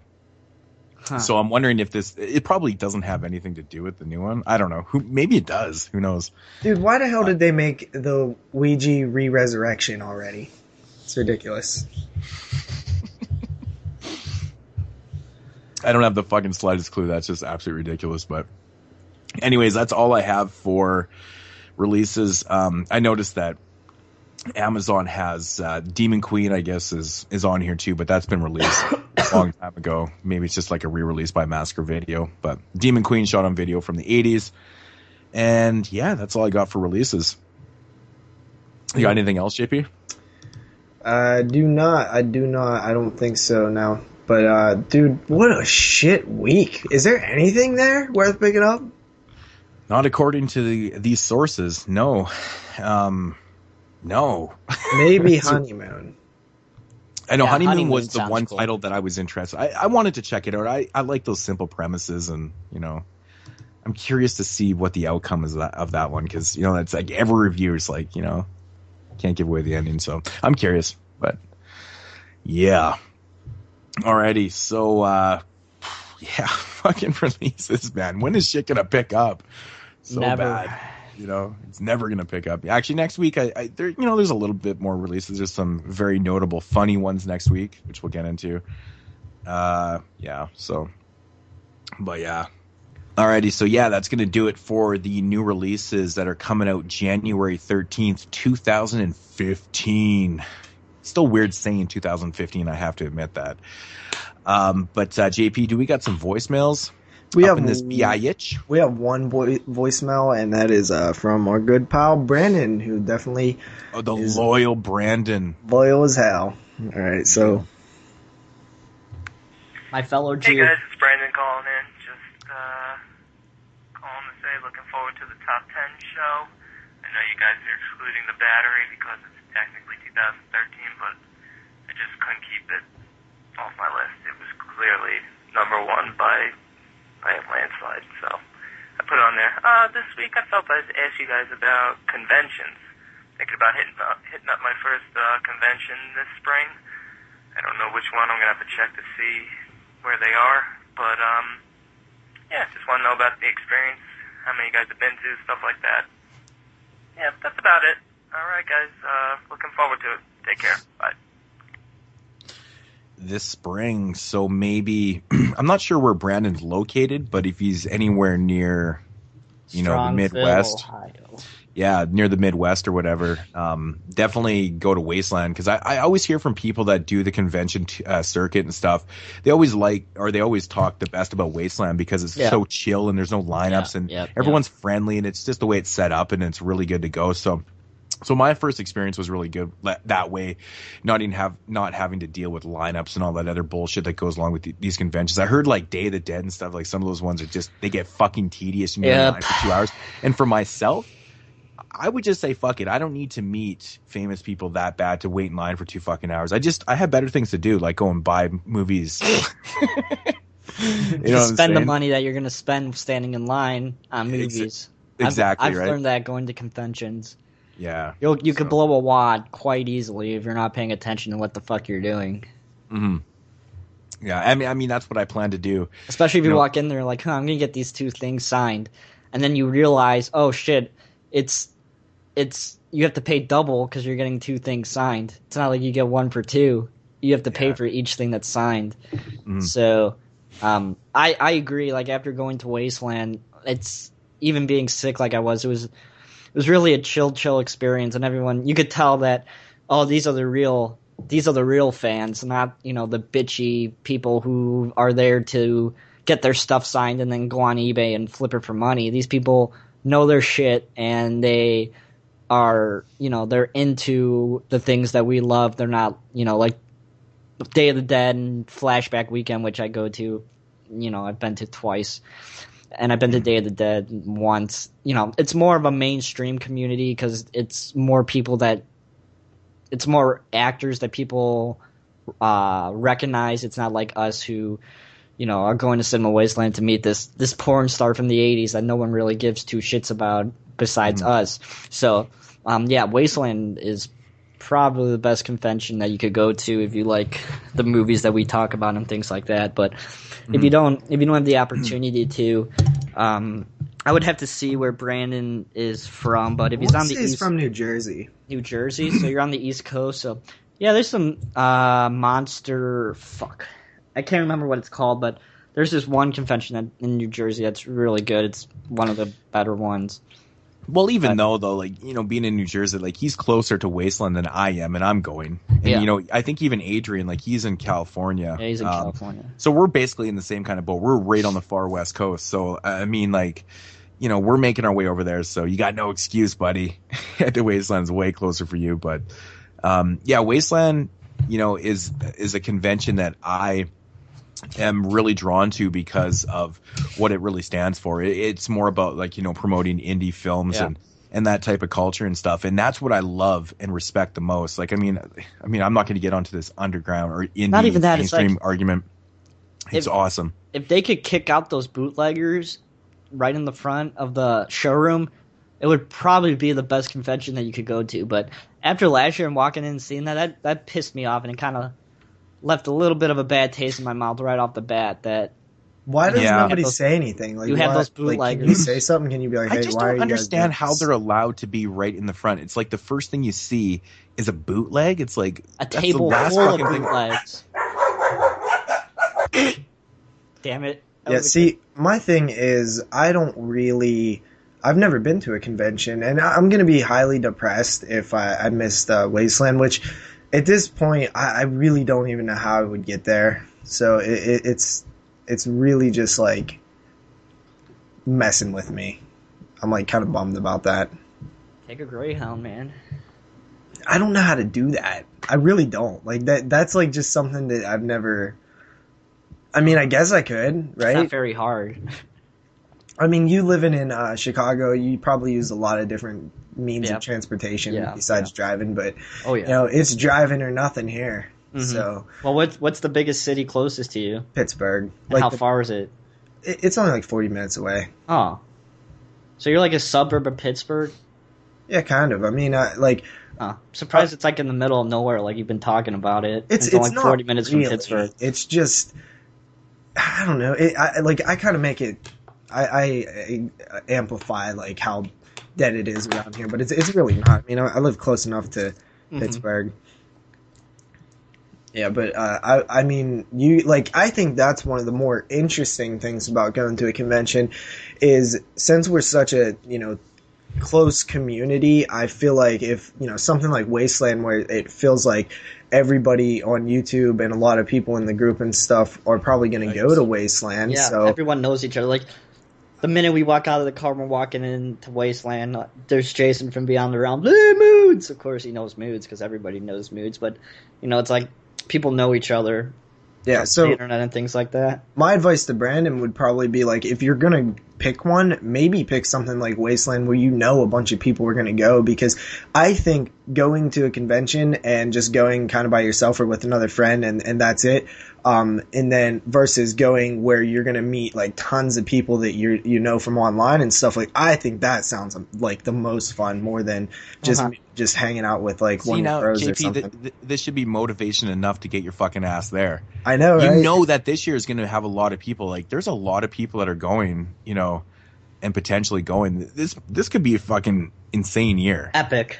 Yeah, like when literally even, epic. Even the guest lineup is epic enough as it is. I mean, it's the Day of the Dead, 30th anniversary. But And if Ryan Nicholson shows up and previews Gutterballs 2, my dick's going to be harder than a rock. Yeah, apparently. And like I said, like there's so many people from our community that are going, and you know, that's what's really kind of get me excited the most. And you know, besides the actual convention, is all these people that we do talk to and associate with on a daily basis. You know, we get to actually meet up and have some beers and kick it and just be real normal people. you know? And then a few hours later, piss on the floor because you have no idea what's going on. Well, I mean, yeah, that happens, I guess. But you know, but I think, yeah, I think it's gonna be fucking gnarly, man. I'm so looking forward to this. And yeah, I'm gonna blow a shitload of money. I'm gonna save up a lot of fucking cash and just go ape shit this year. Not even Cinema Wasteland. You got pre-Cinema Wasteland. Yeah, you're gonna spend even more money. I think I might actually have to ship a box home of movies. I don't want to fucking check it. It'll cost me more to check it than it will to ship it. It didn't cost you that much to check it last time, did you? It did not cost you anything. It was just my normal bag, but I mean, shipping, you know, checking now, it's just expensive. Mm-hmm. They've gone up, so yeah. You know, even when I messaged Dubby to see if, you know, to get his you know, give him his prize that he has to send to Kel or whatever. Kel, man, god damn it. Kel. But he even, you know, before we closed our conversation, he even messaged me back and was like, hey man, are you going to Wasteland? I'm gonna try to go out and stuff. And it's like, god damn it, like I have to make this happen. I don't know how I'm going to, but I really need to try to make it happen. You really do, man. Yeah, it's gonna be fun as hell. Especially if you get put on the Cinema Wasteland floor with all the other drunks. It's quite fun. Even though I was puking my guts out, it was still fun. Yeah, so I hope that answers your voicemail, Brandon. If you decide to go to Wasteland or, you know, one of those type, I think it's in April. It actually falls on my birthday, which is pretty cool. You know, second week of April. Yeah, so you know, definitely let us know, and then, you know, let everybody know. Yeah. And we just have to get Scotty there, because I know he likes to go in October, but... Yeah, I didn't really talk to Scotty about it, but I asked Danny, I was like, man, you gotta make it, and he's like, oh, I was thinking about it, but I think it'd be fucking cool. If everyone shows up, man, oh, it's gonna be fucking gnarly. Good times. Yeah. So, yeah, awesome stuff, but yeah, I mean, I really don't have a lot of experience with conventions. I mean, solely due to the fact of where I live, we don't really get a lot, but we have been getting some in Vancouver. I know there was one, I can't even fucking remember the name of it. I know Tom Savini was there, I think last year, and stuff like that. So, I mean, they're starting to come up there, which is nice in the West, because that was one thing that people always just complain about here, is that we never get any type of conventions. Obviously, in the Toronto circuit, you get a lot of, you know, a lot of stuff going on there. So much stuff here. West, yeah, I mean, like, it makes sense though, right? Because Toronto's just north of you guys. There's something here every weekend, literally. Yeah. Like, I think tonight, Cannibal Holocaust 35 millimeters playing downtown. That's fucking gnarly. Yeah, there's something every week, like I said. Yeah, that doesn't happen for me. Yeah. No, especially not where I'm from. But, all right, so... That's why we all need to live close to each other. JP moved to Chicago like you were talking about. I need to. Definitely need to do something. You could go every week and have fun. I know. So is that it for the voicemails, JP? Yeah, that's it. Alrighty. So continuing along with Mood Swings, we'll get into the Corners report for this week. This is coming from... What issue is this? The June 2013 issue with the Maniac remake on the cover. Elijah Wood. Very vibrant cover. What a surprise that was. Yeah. Yeah. There was actually quite a few good ones here on the Corners Report from the weird stacks and morbid facts for this month. I didn't really know which one I'm going to go with. I'm still kind of even contemplating right now. But I don't know. Maybe we'll go with this one right here.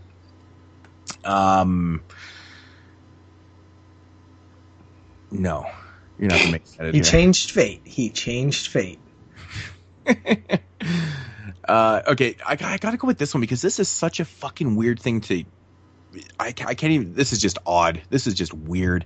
Okay, remember this is from 2013. So it says earlier this year, customers in a California Home Depot outlet watched in horror as a man in his 40s plucked a pair of saws off one of the store's shelves and attempted to cut off both of his arms. Oh, that's pretty baller. How the fuck does this even happen? How does this happen? First of all, if you cut off one arm with a saw, how the fuck are you going to cut off your other arm? Yeah. Well, unless you go like this. It's like, yeah, man, that's a weird one. Now, if he cut off the arm and then attached the saw to the arm, he would have went full Bruce Campbell. That's fucking awesome. But yeah, that's a weird one. Can you imagine you're just like working in Home Depot in your minimum wage job and you look over and some dude's like hacking off his arms? You know what's funny? When I took you can't get wood any shop, better than that. When I took wood shop in high school, I used to always, it was the last period of the day, and wood shop was such an easy class, you know, so I would always go to the bathroom and then just chill and, you know, bullshit with people in the bathroom. That's when everybody took their smoke breaks at the final, like, 10 minutes of the day. So every time when I would come back for the first like month, there would be blood on the floor and I'd be like, God damn it, I missed it again. Somebody would like cut off their finger nearly and, I would miss it. There'd just be blood and I'd be like, what is going on here? Like, how do these fools keep cutting their hands? This is easy. Wow. Sounds like a really safe class. Yeah. Ah, shit. So yeah, that's gonna do it for Mood Swings. And moving along into the what we watch portion of the show, which I like to call the WWW portion of the show. Who's up? Who wants to go first? What do you guys watch this week? You go first this week. How about that? You want me to go first? Okay, I can do that. Okay, first up from 1972 is a film called What the Peeper Saw.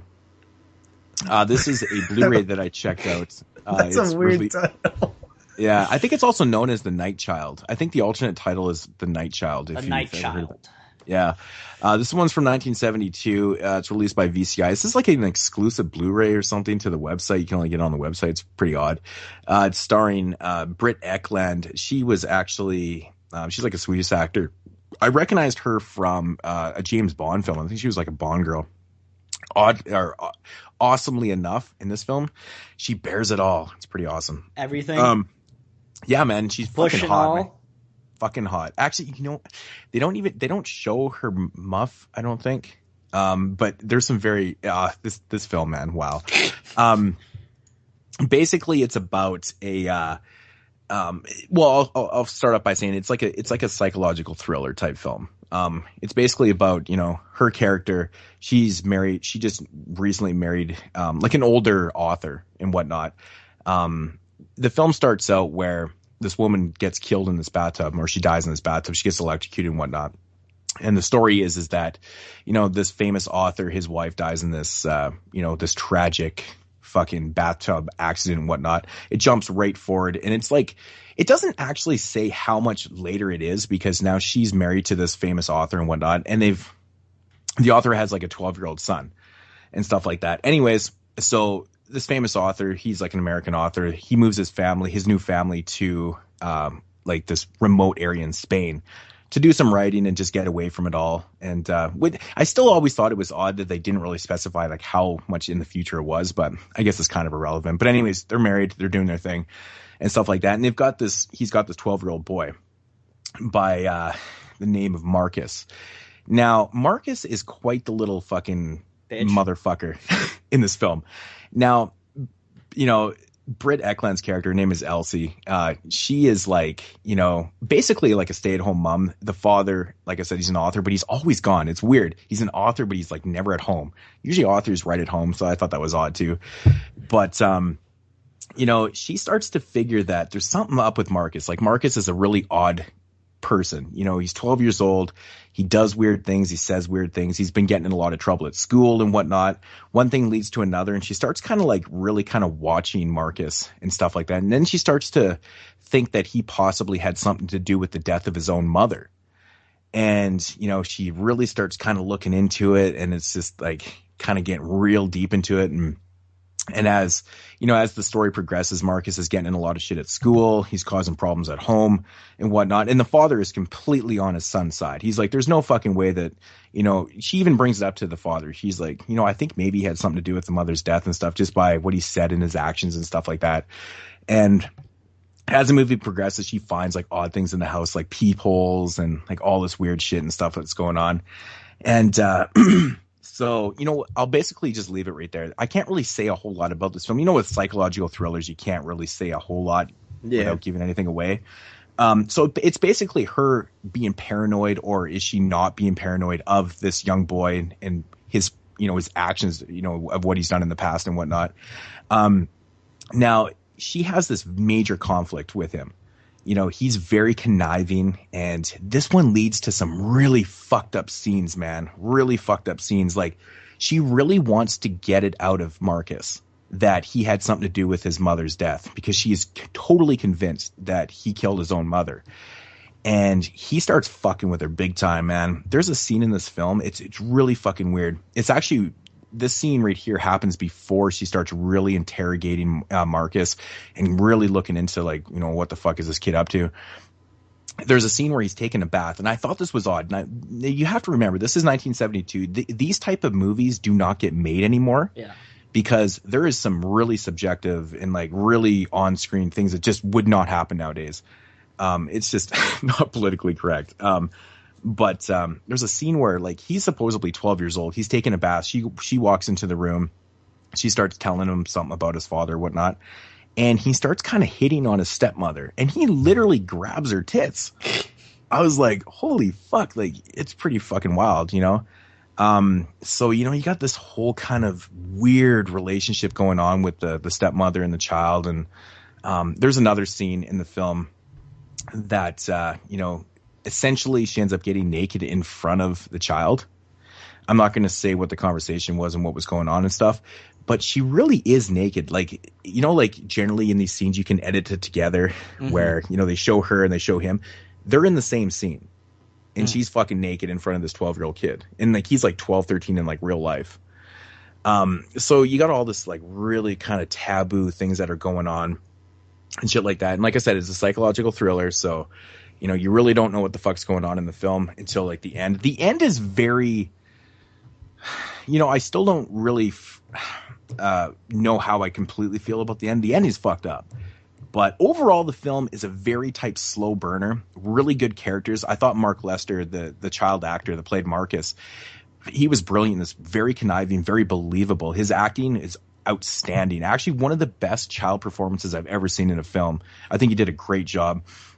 The father is definitely the character that's on the outskirts of the film. The film is basically about the stepmother and the son. There's very few characters in this entire film. It's very odd. But I think their chemistry and how everything develops, and, Elsie's paranoia and, Marcus's fucking craziness works so well in the film. I think it's fantastic. Really, really well done. But, with that said, I think this is a film that's not for everybody. It's a really slow, tight burn, character kind of driven psychological thriller. Good cinematography, some very, very awkward scenes that kind of go, holy fuck, man, this is definitely a product of its time. You'd never see this shit in films nowadays. There's no fucking way you'd ever see this in films, especially with, a grown lady making out with a child. You never fucking see shit like that. But overall, man, it's a psychological thrill at the end of the day, so I can't say anything else, but it's really well done. I give it about a 7.5 out of 10. It's definitely worth the look. I really enjoyed it. Like I said, it's definitely not for everybody. You have to like slow burn films. If you don't like them, then probably stay clear. I don't know. I don't know.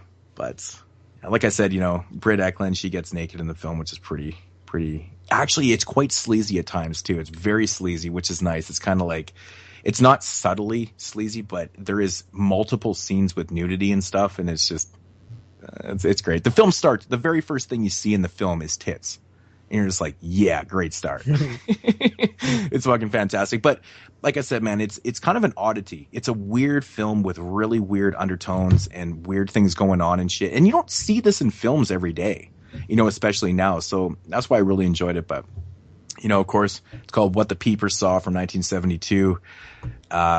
Give it a shot, if you can locate it. Like I said, this one's exclusive to the VIC website. So I grabbed it.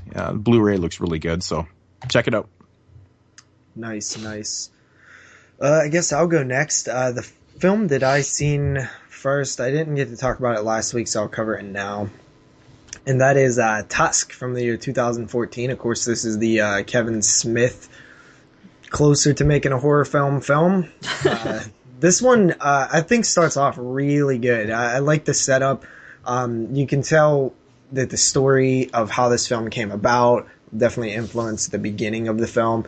Basically, we have Justin Long, who is a podcaster on a hit show called The Nazi Party. That's Notsee.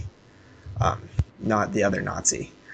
So basically, the idea is he'll go and find some stupid videos on the internet, and then he'll go out in the real world and interview these people, and then bring it back to his co-host and describe it. That's why it's called The Nazi Party. He gets a video from this guy up in Canada. He decides to travel, pay the $500 to go out up to the north and interview this kid.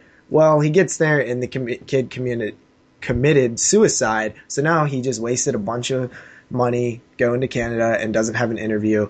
So he's at a bar where he sees this weird note on the wall that says, essentially, I was a man who lived most of his life at sea. I'm living alone. I'm disabled. I want to have somebody be with me. I will offer free living arrangements. You just have to clean up and listen to all my stories because I have way too many stories to share with people to die alone and not share them.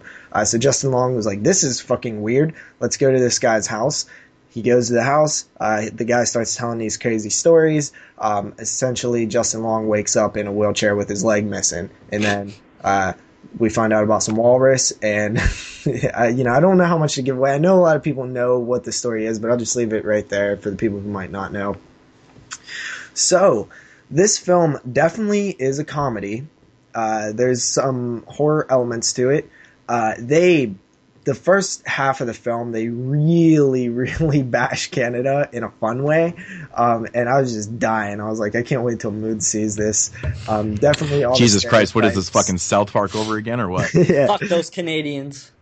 Definitely, fuck those Canadians. All the stereotypes are there. And, the whole aboot thing is definitely used for definite comedic effect.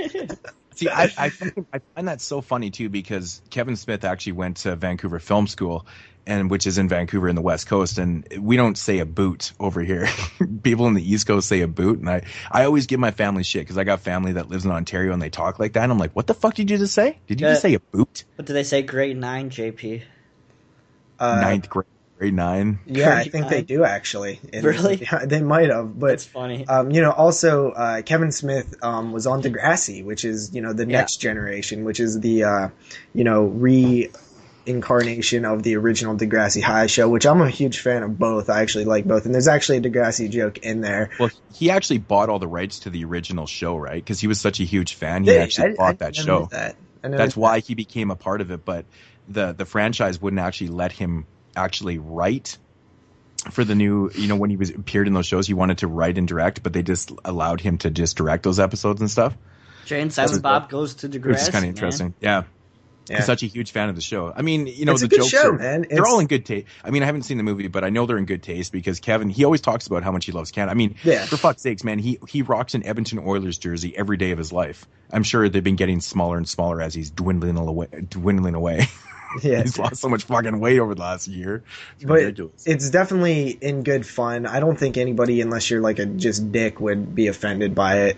I was laughing. I found the Canadian jokes to work pretty good. I mean, there's a lot of ones in there that are quite obvious to make, that, you know, anybody joking about Canada would probably come up with. But, you know, there's some funny ones in there that sneak by that you might not notice. I'm sure there's ones that I didn't even notice, but you know, that's all fun stuff. There's a cameo by his daughter, or daughters, which I thought they did a pretty good job. They work at a gas station. They're the clerks of the movie, which was pretty cool.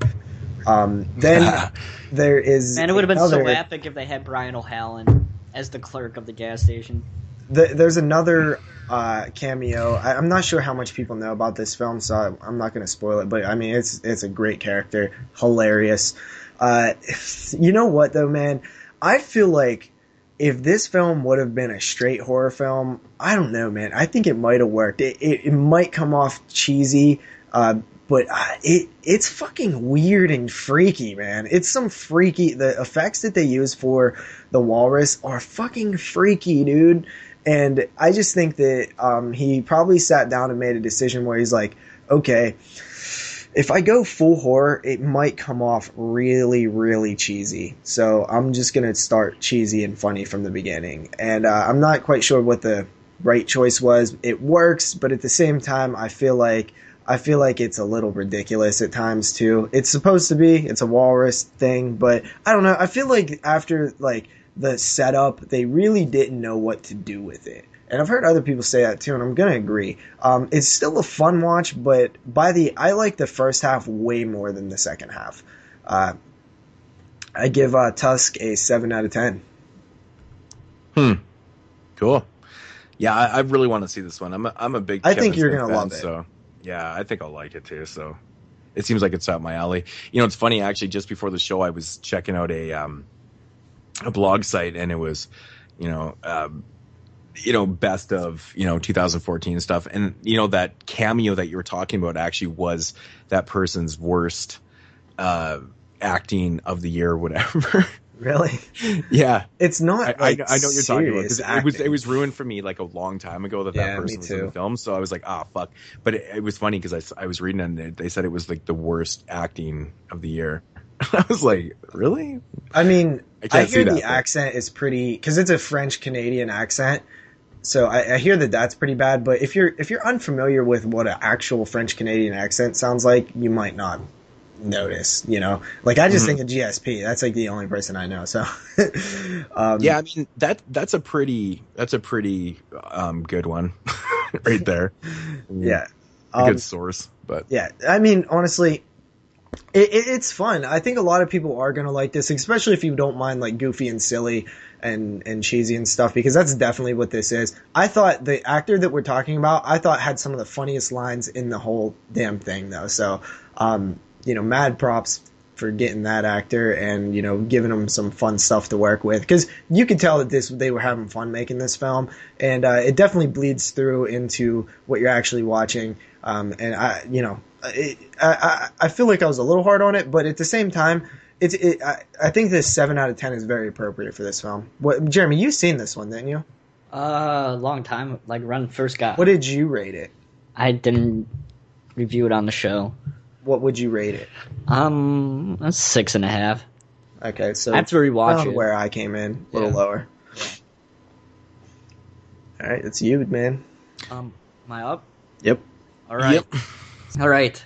So the first flick I'm going to be talking about tonight is, of course, a French film. As you guys know, I'm extremely into French cinema right now, and I've been watching a whole bunch of French films. So you should just French kiss them then. Yeah, right.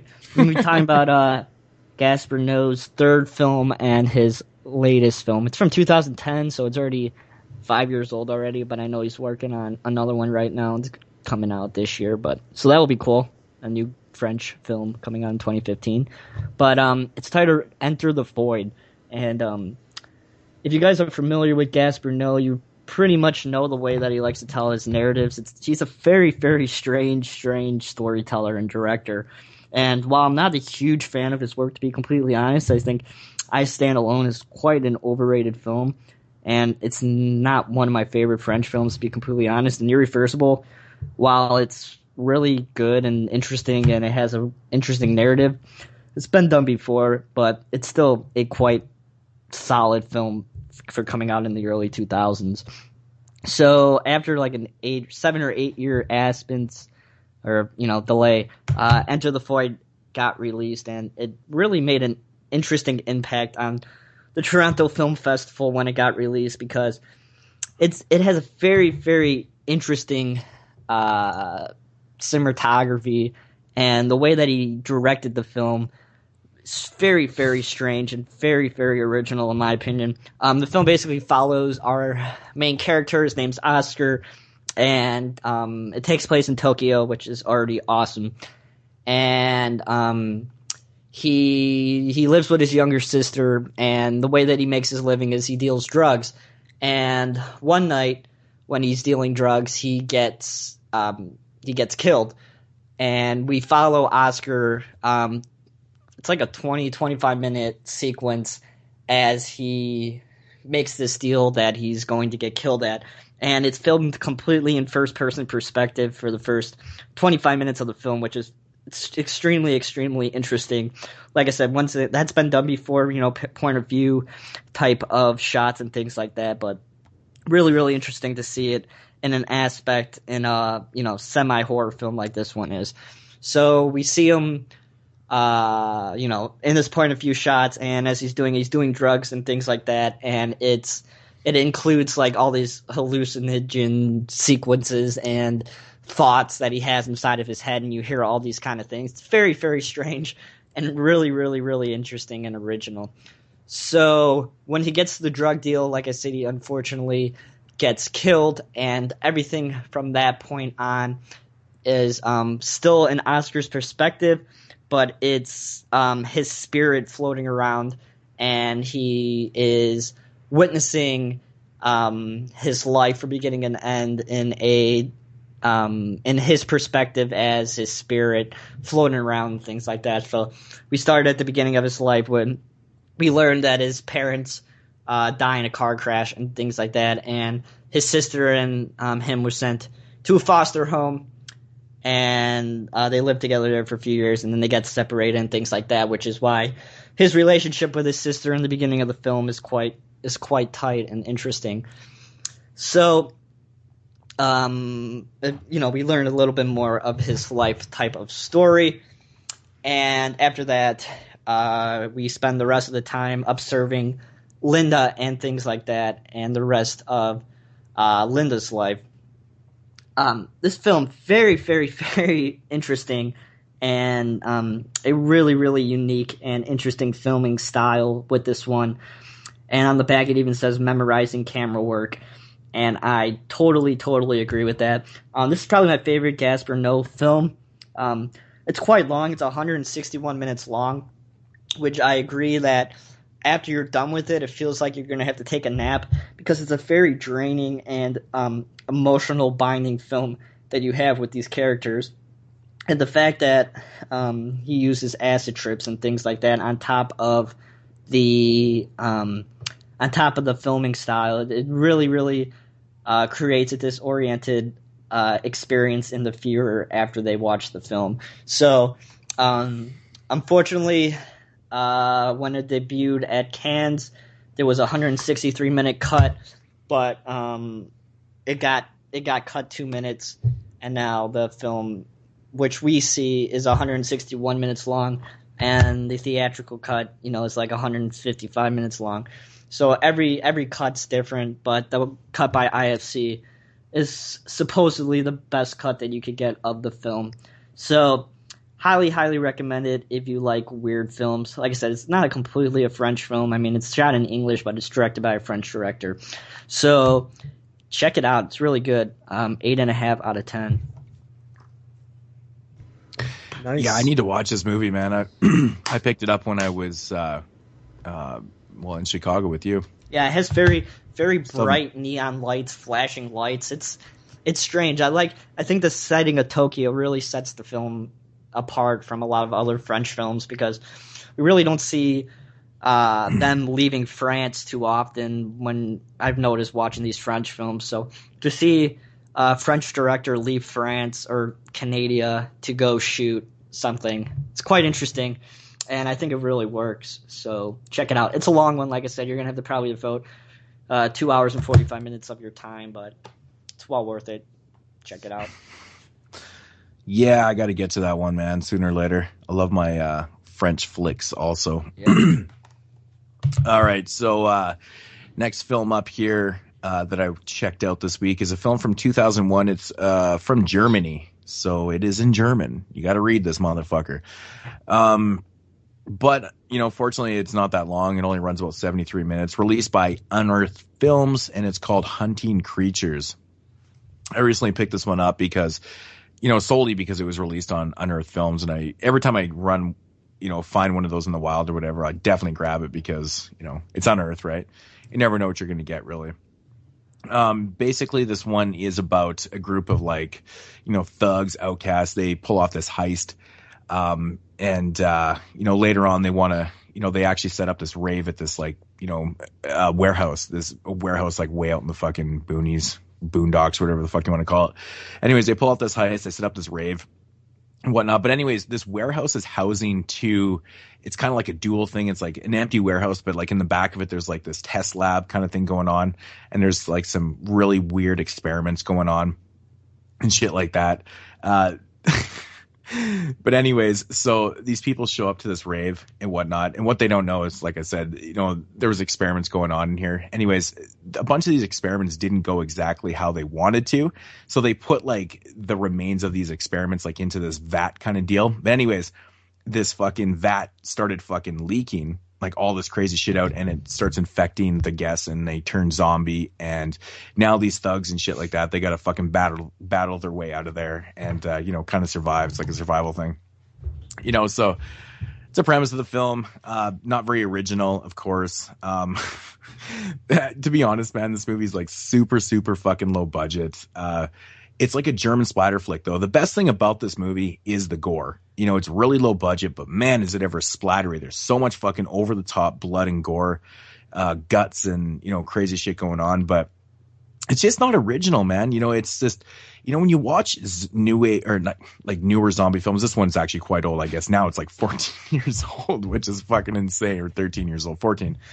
But, I want to see something that is kind of original, And it really isn't, man.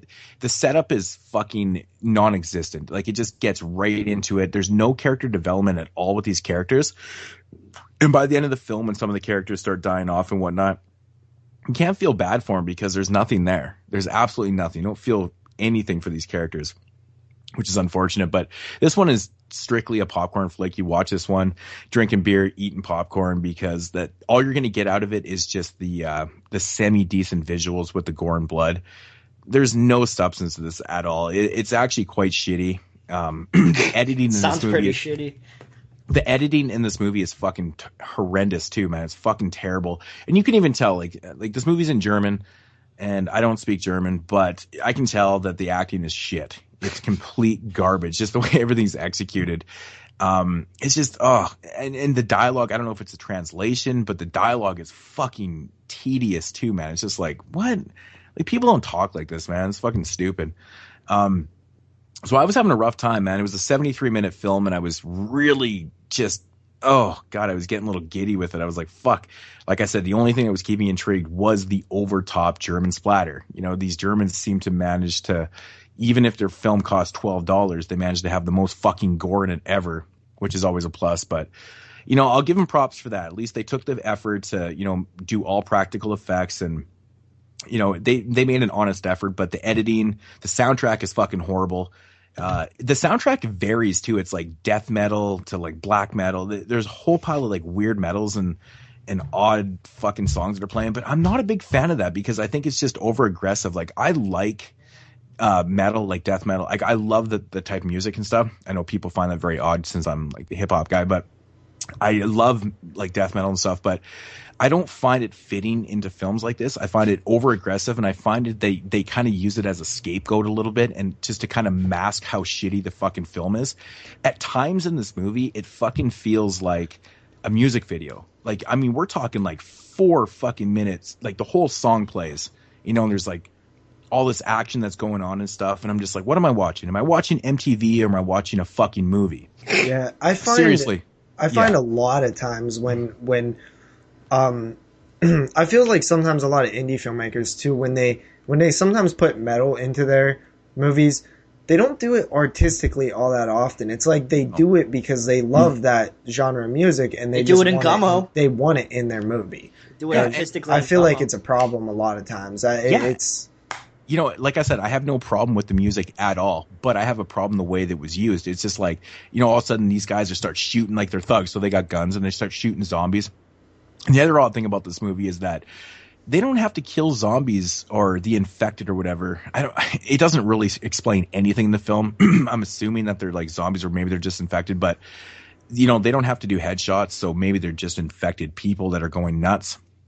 Like I said, the story is very vague in this. It's not really there at all. But yeah, I find the soundtrack is just like a scapegoat. It just masks, the film. And like, there is a lot of fucking music in this film. Like, honestly, very little dialogue for 73 minutes. Like, there's probably like 4 pages of dialogue. That's a short film. It's ridiculous. But like, the soundtrack is kind of like the main focus, and the editing, man, big issue in this one. Really, really fucking poor editing. So, yeah, by the end of the film, I was just like, yep, I did it to myself again. I'm fucking torturing myself. Fucking hell, man. I mean, I only paid a couple bucks for it. It wasn't really. Is it better than Death Do Us Part? I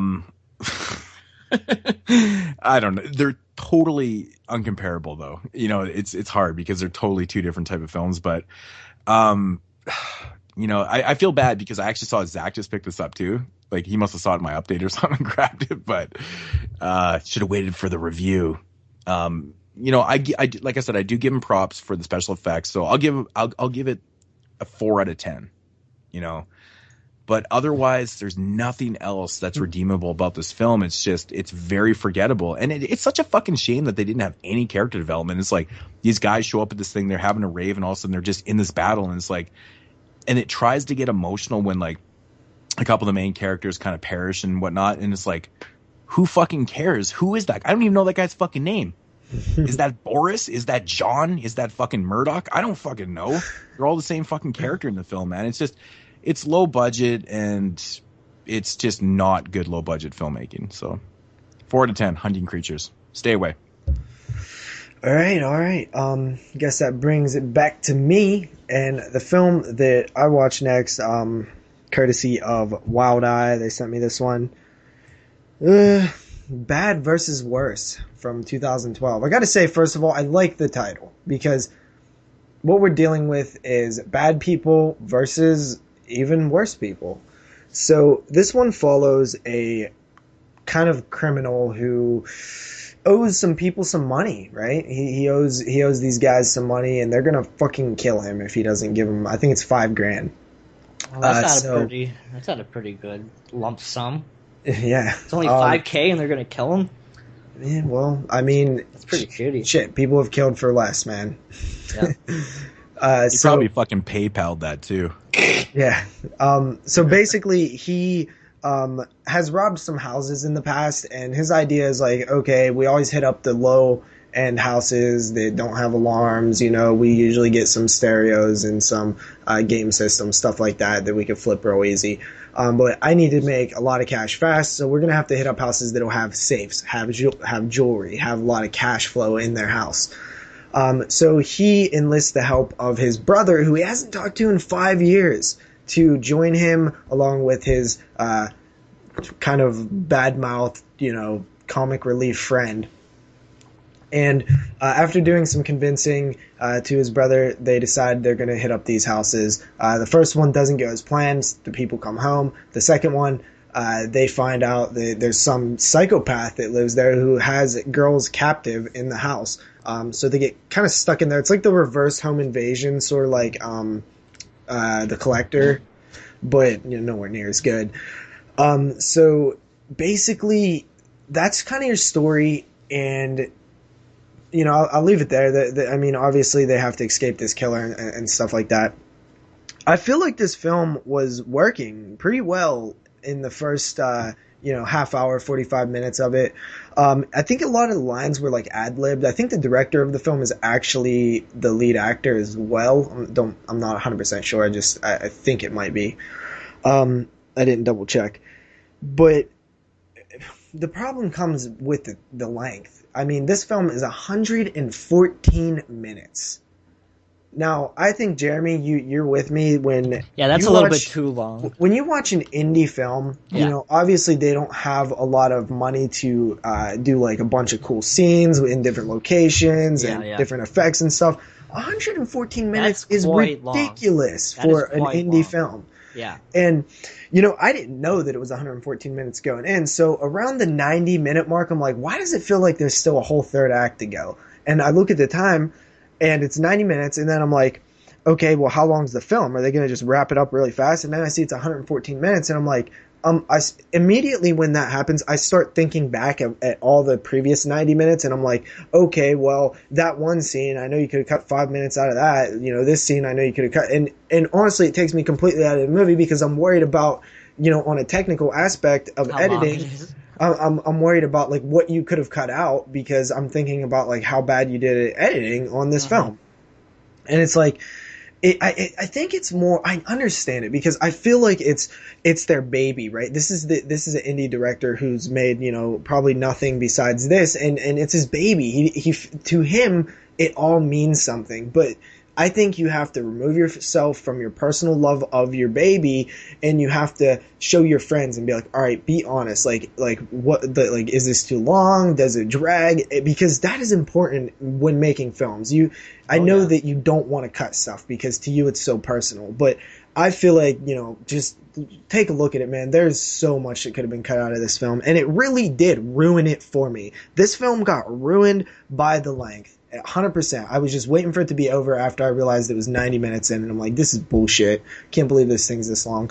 The setup was pretty good at first, though. I liked the criminals, breaking into the houses. That was all cool. Definitely lends itself to the low budgetness because there's not a whole lot of locations and stuff.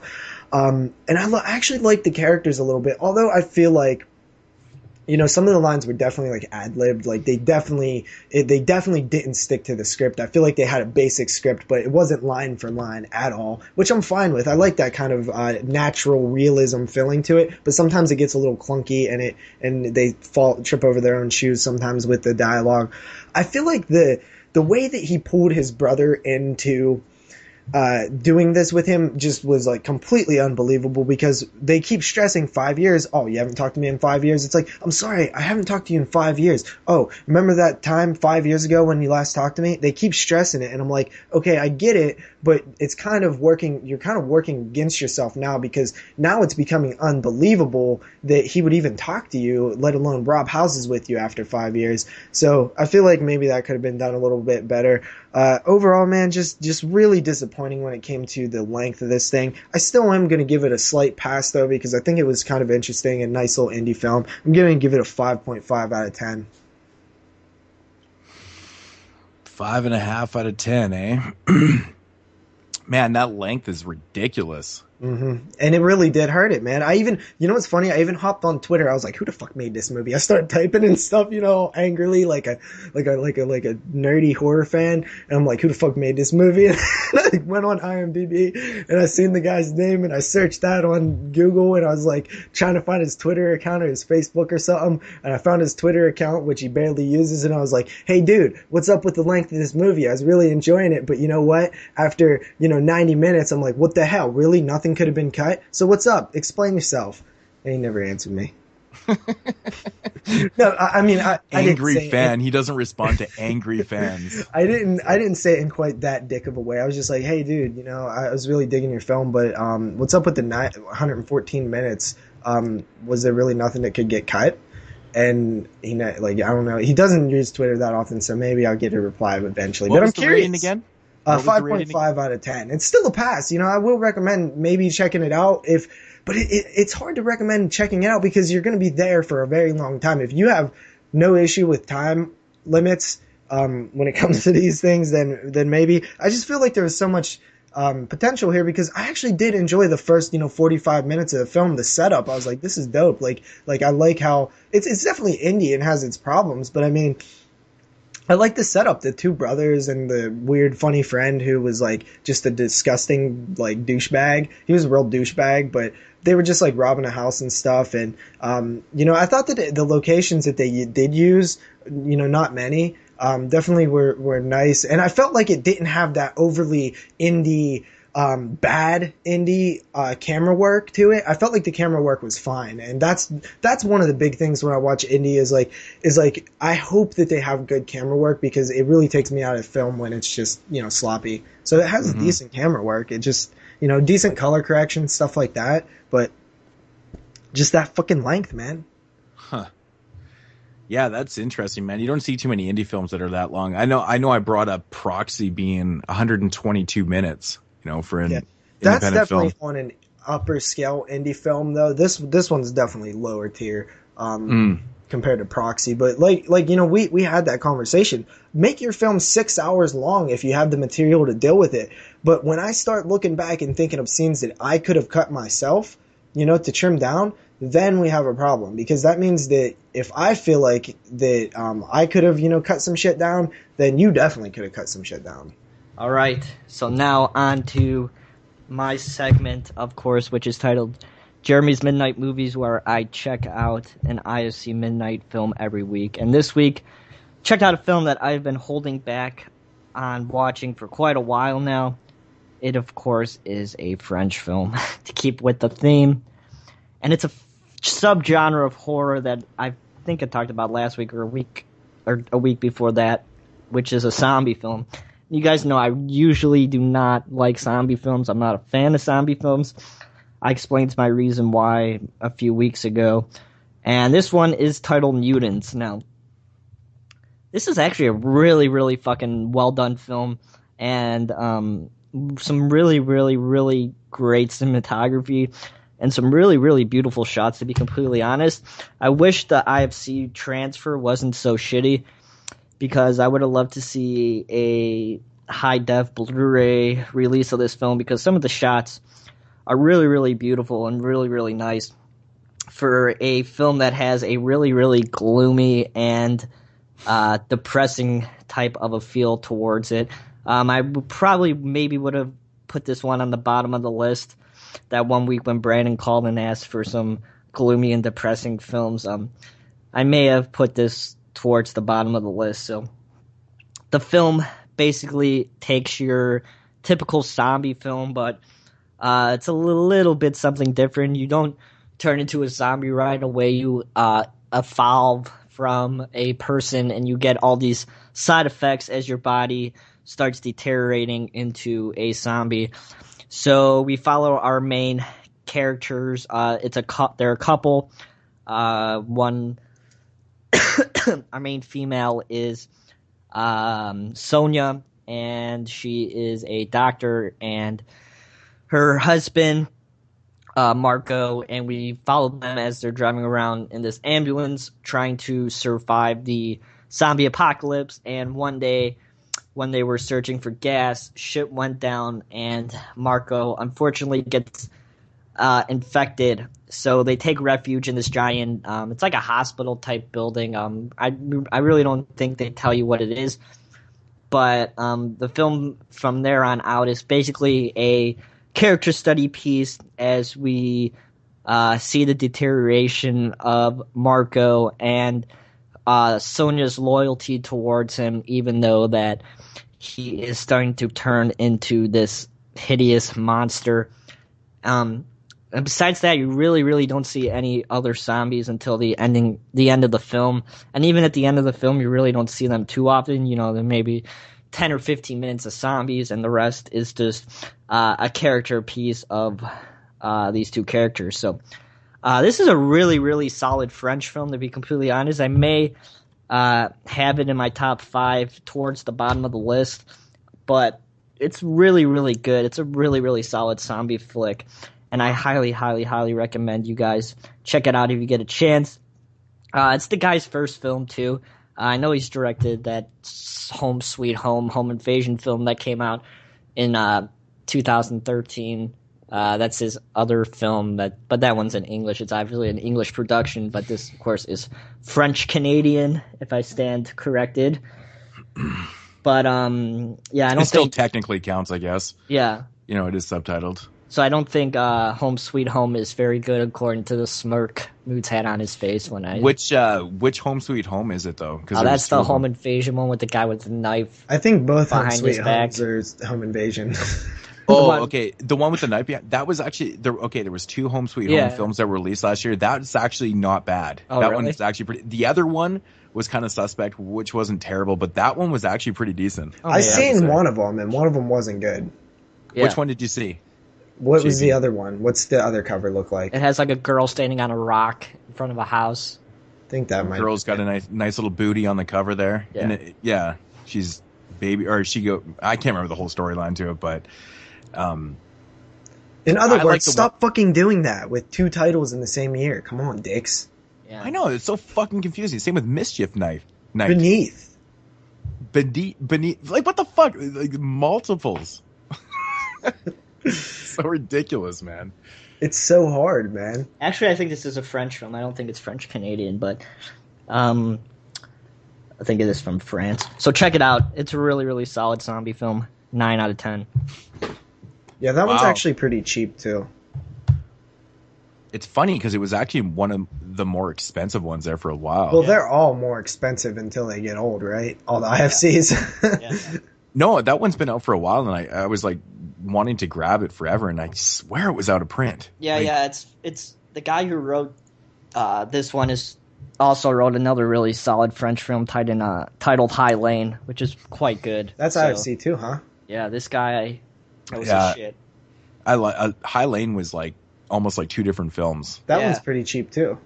It's interesting. High Lane is great, man. I think I did that in. I don't know. I talked about that in one of my videos or something like that, but I enjoyed that movie. It was fucking great. Yeah. We got like 3,000 to choose from. Somebody go find it. Well, I'm trying to think of what video I did. Did I do in the Best of the Blind? I don't know. But no, that was a good one, man. High Lane. I loved how it was like 2 different type films, you know? It just kind of switches fucking tone, and it's pretty cool. So. Bill Palmer, director of the X-rated films Hot Summer in the City, Erotic Adventures of Candy, Candy Goes to Hollywood, and coming soon, The Longest Foot, starring John Holmes.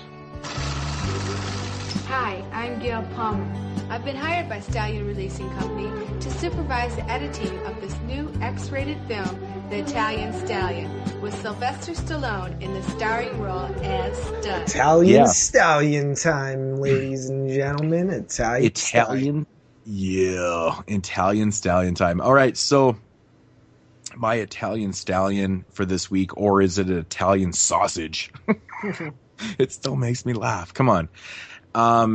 Yeah, this one right here is from 1978, released by Severin Films, directed by the infamous Joe D'Amato. You know, he's famous for Dress a lot to Kill. of films. Not Dress to Kill. What's that one with that was on Oldies that has like them standing in the jungle?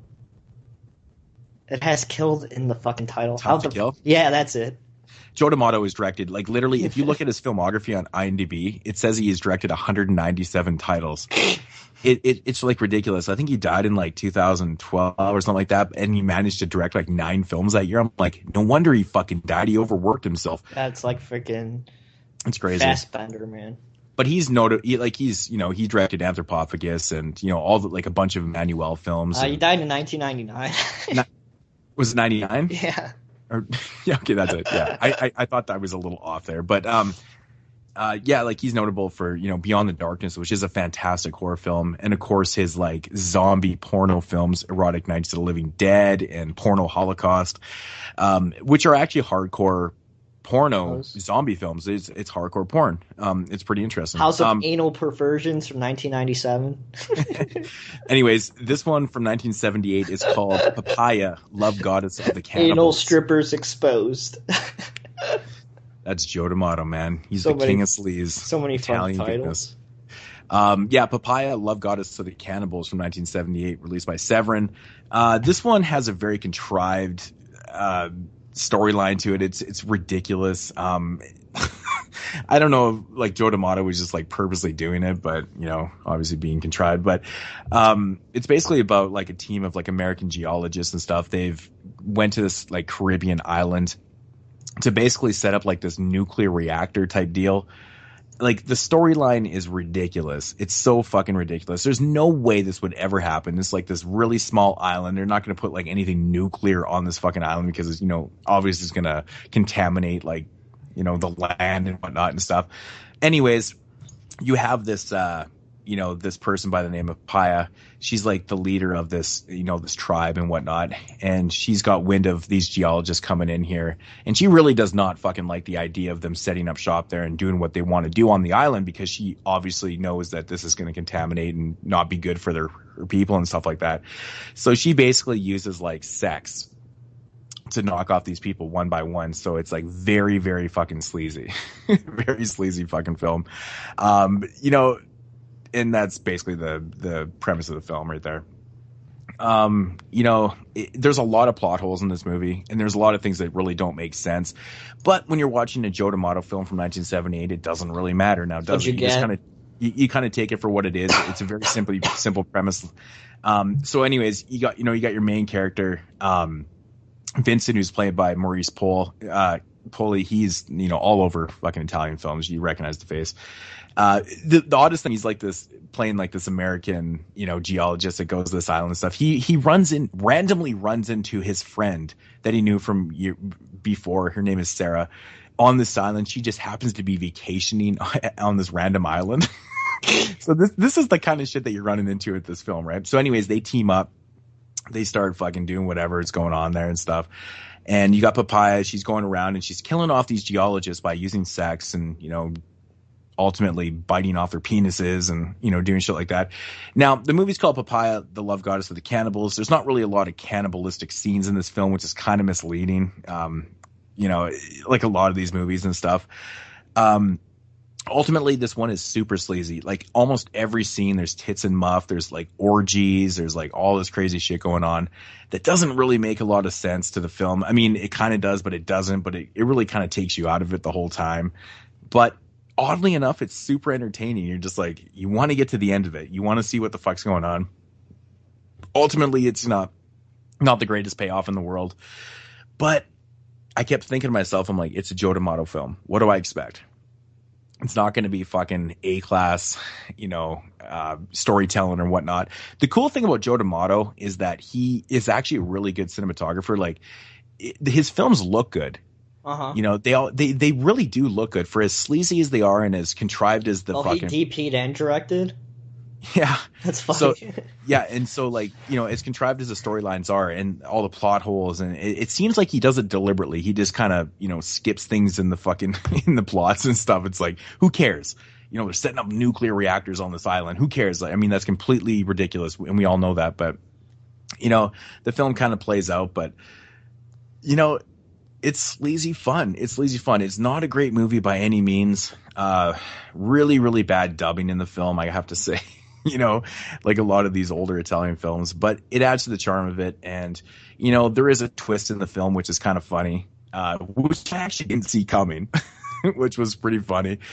I had a lot of fun with it, though. It's not a great movie by any means. If you're a hardcore Italian fan like I am, especially from the films of like this time, this one will be entertaining. I give it, you know, about a 6 out of 10. You know, I really can't go any higher with it, but you know, the thing that suffers about this movie is that I was expecting to see a little more cannibalistic activities and stuff like that. You know, that would have really kind of prompted up the rating, but it's just not there. You know, when you have cannibal in the title, like, give me some fucking cannibalism, man. I want to see flesh eating, you know, and shit like that, but it's not really there. I won't lie. It's not even really that much of a horror flick, that more of like a sleazy type exploitation type film. But again, I'll go back to saying it's Joe D'Amato. And if you're familiar with his work, you know exactly what I'm talking about. I mean, fuck, he's the king of sleaze. He really is. So Papaya, Love Goddess of the Cannibals. For the lovers out there, you will enjoy it. Check it out. Yeah. All right, everybody, settle down. Would you sit down, please? You mean they're not in this class? No, Are you in this class? No. You want to get out then, please? No. Alrighty. So this week for Horror 101, I kind of got a little double feature here. I'm only going to talk about one very briefly, but the story is I went to pop in my documentary for this week, and it turned out it really wasn't that close at all. It was even too much to stretch and put in this horror show. So, I mean, I had to cut that one, but I'll still mention it just to kind of throw it out there since I spent 3 hours watching it. But the one that I did watch that was about horror is called Horror Business from 2003. Just really quickly, have either of you guys seen this? I've had it in a cart to buy for like 2 years, and I still haven't picked it up. Yeah, this one's actually really interesting. It follows a filmmaker as he documents guerrilla-style, low-budget, no-budget horror filmmakers as they're trying to put their heart and soul into their horror film and make it. This was all filmed in 2003, and it was released in 2005. This one, I found it very interesting because it's kind of that, like, world that we really don't get to see too often, the, no budget guys. And a lot of these guys who he's following around have been doing it since, like the 90s or whatever, and just have had like no success, little to no success. It's all a bunch of like shot on video, terrible movies that these guys have been making. The one guy who has kind of sort of a, I guess, success story is the guy who was made American Movie, that Mark, I forget his last name, but it's like the one of the main guys in American Movie. They follow him around too. And what's funny is I looked at the movie that he was trying to make was called like Scare Me, still in production to this day. It has a 2015 release date. And this was filmed all in 2003. So I feel like the one guy in there, Ron Atkins, I don't know if you guys are familiar with him, but he's kind of a dick. Like, I kind of didn't like him at all in this film, and he was kind of annoying me. Hopefully he's a nicer person than he was back in 2003. One of the things I noticed while watching this documentary was that it had like a real nostalgic moment to it. There was one director who was actually the most interesting. I felt like he had a lot to say, and he was talking about drive-ins and how he and his parents used to go to drive-ins when he was a kid watching triple features, and his father would always want to leave during the last feature. And he'd be like, "What? We can't leave. It's we're at the movies. We can't, And it was just like, it like brought back a bunch of memories. And I feel like this film was like a time capsule of this 2003 to like 2005 era where horror fans and filmmakers were really angry. It comes off very well in this film that people were angry. People were angry about remakes. People were angry. Like, I remember how fucking much people bitched about remakes and stuff back then, and it was huge, and it comes off in this film. Honestly, I feel like it's kind of a double-edged sword type thing. At one point, you kind of want to root for these guys, but at another, you just feel like some of them just don't have any talent. There's just a reason why they never did anything. They just don't have it. And it's kind of like a sad moment when you kind of realize that, like, some of these guys are a bit of dicks. I think they feel like they're entitled to stuff, and other times it feels like they're just grinding to make films. But a lot, like the guy that I don't really like, he was also making the type of films that I like hate, which is just like, I'm gonna be like super shocking, and people like love this, people hate me for it and stuff. I'm just like, yeah, whatever. But overall, it was definitely a cool look at these grinding, super no budget independent directors. And I definitely really enjoyed it. I thought it was, even the documentary is very amateurish, but I liked it. I give it a 6.5 out of 10. And the second thing I watched was A Decade Under the Influence. This is 3 hours long. It's supposed to be 30-minute episodes. It was on like the IFC channel.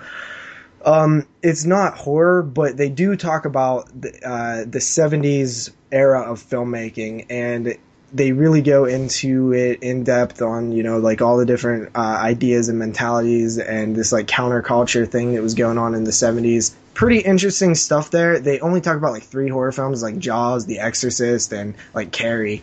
But they had a lot of cool people talking about, you know, the whole mindset in the 70s. And I do feel like it got a little talky and long-winded at times, but it's fucking 3 hours. I guess you should watch it in 30-minute increments would be better. I was under the impression that this was like a horror documentary. It's absolutely not. But it's still an interesting, insightful look at 70s films. So definitely check that one out as well if you're interested in that. That's my segment. Q. Deal.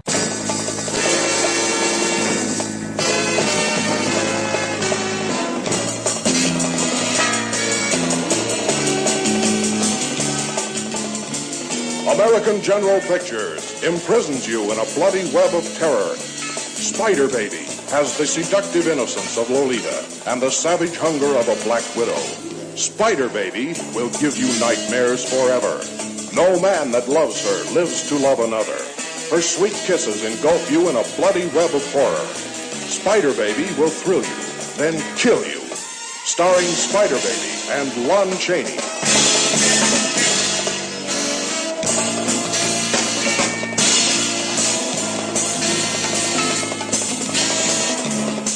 For the horror thrill of your life, see Spider Baby from American General Pictures. So moving along into the featured review for this week. Yeah. And it is going to be from 1967 or 68. I don't know, however you want to call it. It is Jack Hill's very first directed film, Spider Baby. Of course, Jack Hill is known for being the master of blaxploitation films, man. Really, he's done so many good, well, you know, not just black, but like, you know, exploitation films in general in the 70s, man. Like The Big Dollhouse, The Big Birdcage, Switchblade Sisters, most notable probably Foxy Brown and Coffee, you know, with Pam Grier. You know, just fucking amazing films. I think, you know, Jack Hill is one of the most underrated directors of all time. I mean, if you like exploitation films and black exploitation, he did some of the best, you know, really, really amazing work. You know, and the odd thing about Jack Hill, in my opinion, is that his last film that he directed in 1982 was an offbeat film from his regular type film, kind of like he started his career with a horror film and ended it with a fantasy film, which is Sorceress in 1982. And like everything in between was basically weird exploitation. You know, it was like exploitation film. So his career was very interesting. You know, Jack Hill, again, just so overlooked as a really good director. But yeah, so we're going to focus on the 1968 film Spider Baby. This film was originally directed and finished and completed in 1964. The thing with this movie is that it was originally called Cannibal Orgy. It's not the reason why it was shelved. It was more due to the content of the film. Yeah, I could not see this being shown in 1964. That was the thing. Like, I mean, obviously the undertones of the film were very taboo that people caught on to and stuff, but it wasn't that. It was, I mean, it was a little bit to do with that. The distributors, something happened with that, and it sat on the shelves for about 4 years, and then finally premiered in late '67, and kind of made its way into, you know, people's eyes and stuff in 1968. So we're gonna go with 1968 as the release date for Spider Baby. Yeah. Anybody want to give the brief synopsis on Spider Baby? Well, we follow a caretaker who is now taking care of some adult-sized children. I guess they're adults, but they're you know, children. They're mentally I call them man babies. Pretty much. And they're we find out a few things about this family. One, we find out they're inbred, and basically there's these group of people who come there with their lawyers to kind of say that they own, I guess the house, the mansion. They actually come to claim the estate. Yeah, they come to claim the estate. Of course, you know what, man? I mean, that's pretty much the story. There's not a whole lot of story there. So I'm not going to really go into it, but I will say, like, this is the first time watching this, and Well, I have a few things to say. First, I'll say, like, I never knew Sid Haig could really look creepier, but He looks creepy as he shit. definitely does. His head is so big, and Yeah, he's like, he real looks skinny. like it's like Michael Tall. Berryman, like pre-Michael Berryman. Doesn't it remind you of like the dude from Freaks? Yeah, like, I was Michael getting a Freaks Berryman. vibe from this thing altogether. Yeah. But He's my favorite character for sure. yeah, another thing I'll say is, like, this feels like a pre-House of a Thousand Corpses. Like, I think Rob Zombie definitely was influenced heavily on this film. Like, even like the whole, like, it almost feels like House of a Thousand Corpses was like, could have been like a remake of this in a weird way. Just so many different things I noticed from like the scene, some of the scenes where they chase the people outdoors, like, reminded me of the end of House of a Thousand Corpses. Stuff in the basement reminded me of House of a Thousand Corpses. Just the weird family reminded me of House of a Thousand Corpses. Yeah, I really like the structure of this film. Okay, it starts out with the uncle basically telling the story of, you know, what happened. The mole. What's their names? The Molefies, right? No, they're called the Mary. Mary. So basically, this Mary family has this disease, which is called the Mary disease. And when you hit 10 years old, you start to digress mentally, but you continue to grow physically. I think that's what it kind of was, but you digress mentally. And basically what it does, it kind of makes you like crazy. You know, you become like a child, but you're like nuts. Yeah, you shit go like mad. that. So. Yeah. So I like that. So the film opens up with the uncle kind of telling the story, and then it just kind of gets into the story. And then you get introduced to the chauffeur, which is played by Lon Chaney Jr. He's awesome.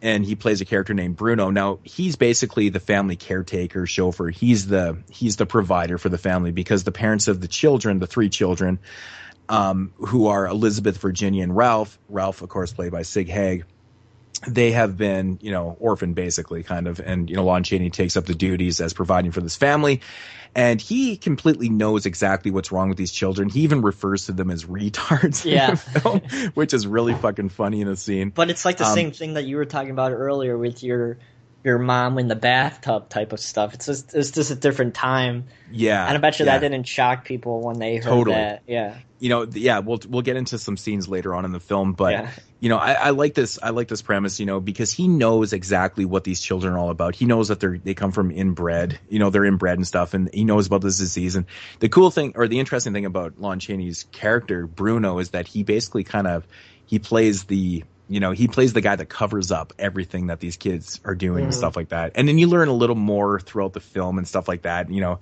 he definitely knows exactly what, you know, there's a thing there. But there's almost something wrong with him as well. You know what I mean? Well, yeah. Well, I just think he was crazy. I don't think like it's not. It's that, but it's the undertones and what the whole film is actually technically about. Like he kind of plays it off like he doesn't really know. I mean, especially in the dinner scene. The dinner scene really kind of throws everything kind of out there. Yeah. You know, and you know he's very self-aware of what's going on. Rabbit cat. There's that whole conversation about their diets and stuff like that and whatnot. But yeah, he's the chauffeur and he cares for these families and he kind of covers up what their, you know, the activities that the children do and stuff. But very, very interesting flick. So what are your guys' thoughts on this? Well, I'm actually curious what Jeremy's thoughts are on it, because I was getting a vibe that you might not have liked it too much in the chat. It was interesting. I liked it, but because it's strange, you know. I think I like it a little bit even more, considering Moodz said it was shot in 1964. So now that I think about it, when I was watching it, I was like, it's okay. It's weird enough that I'm on board with the story, but I'm not like thrilled about it. But then when Moodz just said right now that it was actually, when we were talking before, that it was actually shot in 1964. That's really, really interesting, because this film makes it even more provocative and advanced for the time. Okay, first of all, I will say one thing about this movie. This movie has a very odd tone to it. At first, you're not really too sure what to expect from it. Then you kind of learn throughout the film and the progression of the film that this movie is actually like a really dark comedy. It's like an early experimentation in black humor, which I think is a good way to describe it, because I feel like there wasn't a huge palette established for black comedies back then, maybe. I feel like it's like an interesting experimentation. That's why this film really sticks out, because there was not a lot of movies like this, especially with the undertone subject matter of what this movie is actually about. It was made in 1964 and not 1968. Yeah, that's the thing, and that's a huge game changer that's being suggested in the film. Oh man, to make it how they did, I think Lon Chaney's character is fucking amazing in this movie. Yeah, he's so good. I think he's absolutely, he plays off so well. His acting in this movie is so good. He's so entertaining. He's bonkers. He has this, very likable, kind of energetic, kind of comedic and point he's to him. Old and worn out too. And he pulls off so well. This is one of his last roles. Yeah, and I think really for a movie that was filmed in 1964, I think, like Jack Hill says, I watched the special features on the film, which this is kind of, unfortunately, I don't think you guys got a chance to see them, but Jack Hill said this movie was basically kind of a fluke with casting wise, because he was like a director. He didn't know anything about actors and whatnot and stuff. He basically cast the film on, just kind of, just by fluke. Okay, you seem like you can do a good job and stuff like that. Getting Lon Chaney Jr. was a fluke too, because they actually contacted him and his agent said no, he's not going to do the fucking movie because he's not going to do the film for $2,500. He ended up doing the film and stuff like that, and it turned out that everyone that they cast, like in Elizabeth, Virginia, and Ralph's role, Sid Haig, everyone turned out to be fantastic. Yeah, so it really kind of developed the film for him. It's just like such a fluke that everybody that was incorporated in this film was just such a great actor, and all the the uncles and like all the aunties and stuff like that. Everybody was like good actors. He's funny, especially during the dinner scene where he's like, "You should have some of this," and he's like, he knows it's like not rabbit. Okay, he's like, "Oh, you should eat some of it." It's just funny. Interesting thing about the movie, the one auntie. The kind of like older looking one, the one that strips down and she's in her lingerie and stuff like that. Mm-hmm. You guys know which one I'm talking about. Yeah. You know how old she was when she recorded when she did this film? How old? She was almost 50. Wow. That was insane because she was fucking hot. I'm sorry, man, but she was so good looking. I was like, oh my god, that's so crazy how old she was. But she was like really good looking. I was like, man, the casting was brilliant in this film. Really sells the film, man. Mm-hmm. Yeah, loved it. But now you said this film was a success, right? In the drive-in circuit. Eventually, once it got out in the circuit and stuff, people started getting the word. The word got around. And, yeah, because I think it's different than what was seen at the time. Even in 1968, I still think it was different.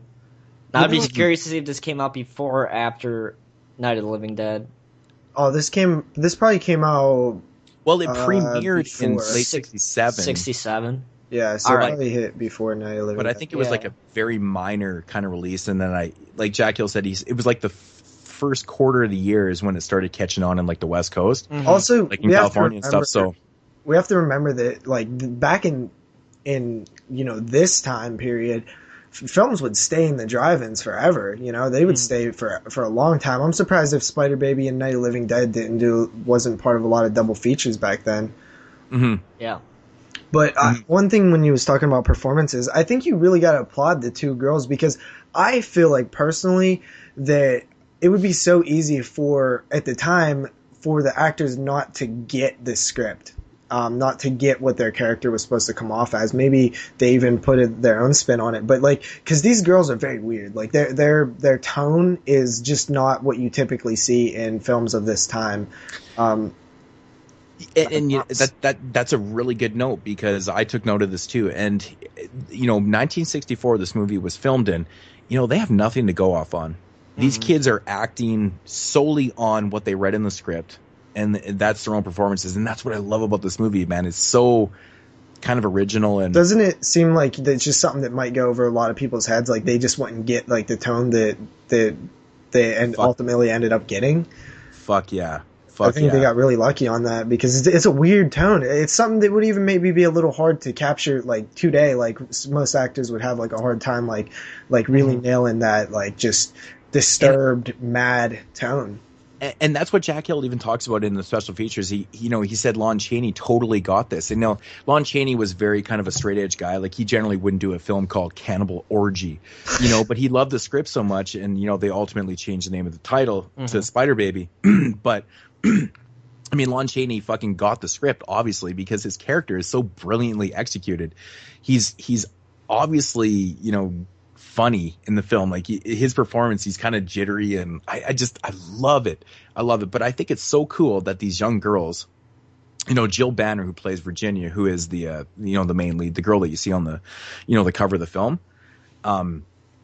which I think her performance is brilliant. She was only about 16 in the film when she did that that performance. Yeah, she was only about 16. Than that. Yeah, exactly. And that's will lead me to the part with her uncle. She jumps on his lap, and very that's very taboo, especially. Well, she's kissing his face, pretty much. Exactly. She's 16 in that film, and they even talk, like, he's interviewed in the special features years and years later, and he's like, man, he goes, it was very awkward because he's like, I knew how old I was, and I knew how old she was, and we're doing these scenes, and I was like, oh fuck. Oh, so it wasn't acting. It was like legitimate awkwardness. Exactly. And it was like fucking great. And again, a product of its time, which is still odd for its time. But like, what I talked about, what the Peeper Saw, these things just don't happen anymore. No way. They just don't happen in film. Oh, everybody'd be up in goddamn arms. Oh, exactly. Yeah. And that's why this movie works so well, because, it's obviously a dark comedy. There's so many things going on. I mean, honestly, dude, this movie opens up with one of the coolest scenes. The delivery guy, getting hacked up, by the kids and stuff. By the window, it's like hilarious. It's just like, and Lon Chaney's reaction, Bruno's reaction when he comes home, he's just like, But then you learn later that like it's not really, he shouldn't be overly surprised about it, because he knows exactly what's going on in that house. And there's so many subjective. Subjective? No, suggestive.